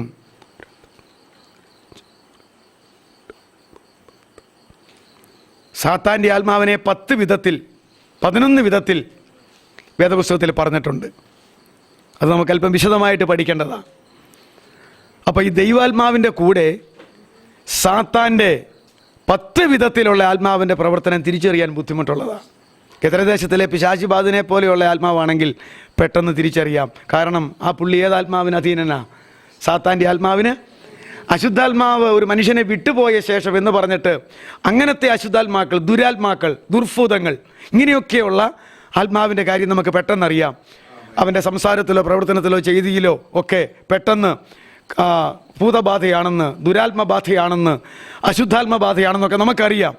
എന്നാൽ ബാക്കി ഒരുപിടി കാര്യങ്ങൾ ദൈവാത്മാവാണോ ഈ ആത്മാവാണോ എന്ന് തിരിച്ചറിയാൻ മേലാത്ത ആത്മാവുണ്ട്. അതിലൊരാത്മാവ് നമ്മൾ ലോകത്തെക്കുറിച്ച് പറഞ്ഞപ്പോൾ നാം പ്രാപിച്ചത് മക്കളെ ലോകത്തിൻ്റെ ആത്മാവിനെ അല്ലല്ലോ, ദൈവത്തിൽ നിന്നുള്ളത് എന്താ എന്നറിയാനായിട്ട് ദൈവത്തിൻ്റെ ആത്മാവിനെ തന്നെയാണല്ലോ നമ്മൾ പണ്ട് പ്രാപിച്ചത്. ഇപ്പോൾ ഏതാത്മാവായി പോയിരിക്കുന്നു? ലോകത്തിൻ്റെ ആത്മാവായി പോയിരിക്കുന്നു. ബാക്കിയുള്ള ഈ അശുദ്ധാത്മാവ്, ഭൂതം, ദുരാത്മാവ്, പിശാചുബാധ എന്നൊക്കെ പറയുന്ന പൈശാചികത്വം പ്രത്യക്ഷമായി സംസാരത്തിലും വേഷത്തിലും ഭാവത്തിലും എല്ലാം കാണിക്കുന്ന, മനുഷ്യരെ ദ്രോഹിക്കുന്ന, അങ്ങനെയൊക്കെയുള്ള ആ ടൈപ്പ് സാത്താൻ്റെ ആത്മാവാന്നുള്ളത് പെട്ടെന്ന് നമുക്ക് പിടികിട്ടും. ബാക്കിയുള്ളതൊക്കെ എൻ്റെ ഭാഷയിൽ വിദ്യാഭ്യാസമുള്ളതും സംസ്കാരമുള്ളതും പരിഷ്കാരമുള്ളതും സമ്പത്തുള്ളതും ഒക്കെയാണ്. അതൊക്കെ ഒത്തേനൊത്ത് ചേർന്ന് കൂടുന്ന ആത്മാവ് നമുക്ക് തിരിച്ചറിയാനായിട്ട് വളരെ ബുദ്ധിമുട്ടാണ്. പ്രസംഗിപ്പിക്കുന്ന ആത്മാവുണ്ട്, പാടിപ്പിക്കുന്ന ആത്മാവുണ്ട്, അന്യഭാഷ ശരിയാണോ തെറ്റാണോ എന്ന് എനിക്കറിയാൻ മേല, അന്യഭാഷ പറയിപ്പിക്കുന്ന ആത്മാവുണ്ട്, ഇങ്ങനെയെല്ലാം ഉള്ള ആത്മാവുണ്ട്. അതിനെക്കുറിച്ചെല്ലാം ബൈബിളിൽ വളരെ വ്യക്തമായി രേഖപ്പെടുത്തിയിട്ടുണ്ട്. അതിനെക്കുറിച്ചുള്ള ഗ്രാഹ്യം നമുക്കില്ല. ഇതൊക്കെ നമ്മൾ പറയുന്നത് വെറും ഒരു അറിവിന് വേണ്ടി മാത്രമല്ല, അറിയാതെ പറ്റത്തുമില്ല. അറിഞ്ഞാൽ, ഈ അറിവ് സത്യമാണെന്ന് ബോധം വന്നാൽ, ഈ അറിഞ്ഞ സത്യമനുസരിച്ച് ജീവിപ്പാൻ നമ്മൾ ദൈവവുമായി ബന്ധപ്പെട്ട് അതാത് കൃപയിൽ നമ്മൾ നിറഞ്ഞു വരേണ്ടത് വളരെ ആവശ്യമാണ്. അപ്പോൾ ആത്മാവിലെ ആരാധന എന്ന് പറയുന്നത് അങ്ങനെയാണ്. ഇതൊക്കെ 1-ാം നൂറ്റാണ്ടിൽ ഒരു സംശയം ഉണ്ടായിരുന്നില്ല, 2-ാം നൂറ്റാണ്ടിലും സംശയം ഉണ്ടായിരുന്നില്ല, 3-ാം നൂറ്റാണ്ടിൽ സംശയം ഉണ്ടായിരുന്നില്ല. പിന്നീട് അന്ധകാര കാലഘട്ടം വന്ന് 16-ാം നൂറ്റാണ്ട് മുതൽ ഉണർവ് ആരംഭിച്ചപ്പോൾ, പെന്തക്കോസ്ത് പ്രസ്ഥാനം ഉടലെടുത്തപ്പോൾ അതിൻ്റെ ആരംഭമൊക്കെ 100% കറക്റ്റാകാൻ സാധ്യതയില്ല, എങ്കിലും 75% ശരിയായിരുന്നു. ഇപ്പോൾ അതെല്ലാം ട്രഡീഷനായി, സത്യത്തിൻ്റെ ആത്മാവെല്ലാം വിട്ടുമാറി മറ്റേതൊക്കെയോ ആത്മാവിനാൽ ആയി തീർന്നിരിക്കുന്നു. വഞ്ചിക്കപ്പെടുവാൻ വളരെ സാധ്യതയുണ്ട്. ഗലാത്യ സഭയോട് പറഞ്ഞു, വഞ്ചിക്കപ്പെടരുത്, അല്ലേ? ദൈവത്തെ പരിഹസിച്ചുകൂടാ, അല്ലേ? വഞ്ചിക്കപ്പെടരുത് എന്ന് പറഞ്ഞിട്ടുണ്ട്. അതുകൊണ്ട് അത് വളരെ ഗൗരവമായി അറിയേണ്ടതാണ്. ഇതറിഞ്ഞാൽ, ഇത് അംഗീകരിച്ചാൽ, ഈ വചനത്തിലൂടെ അടിസ്ഥാനമിട്ട് പോയാൽ സത്യത്തിലും ആത്മാവിലുമുള്ള ആരാധന എന്താണെന്നും അത് നമ്മൾ വിശ്വസിച്ച് കഴിയുമ്പോൾ അതിൻ്റെ സന്തോഷം എന്താണ് എന്നും, അത് കേവലം വൈകാരികമല്ല, അതെന്നേക്കുമുള്ള ഒരു സന്തോഷമാണ്. അതുകൊണ്ടായി ഗൗരവമായ കാര്യങ്ങൾ എല്ലാം നമ്മൾ ഈ അന്ത്യകാലത്ത് ചിന്തിക്കുന്നത്. ദൈവം നമ്മെ സഹായിക്കട്ടെ. ഇപ്രകാരം സത്യത്തിലും ആത്മാവിലും ദൈവത്തെ ആരാധിച്ചുകൊണ്ട് ദൈവത്തിൻ്റെ വകയായി മാറി കർത്താവിനോട് നിത്യതയിൽ വാഴുവാൻ ദൈവത്തിൻ്റെ പരിശുദ്ധാത്മാവ് നമ്മെ സഹായിക്കട്ടെ. നമുക്ക് തലകളെ വണക്കാം, കണ്ണുകളെ അടയ്ക്കാം.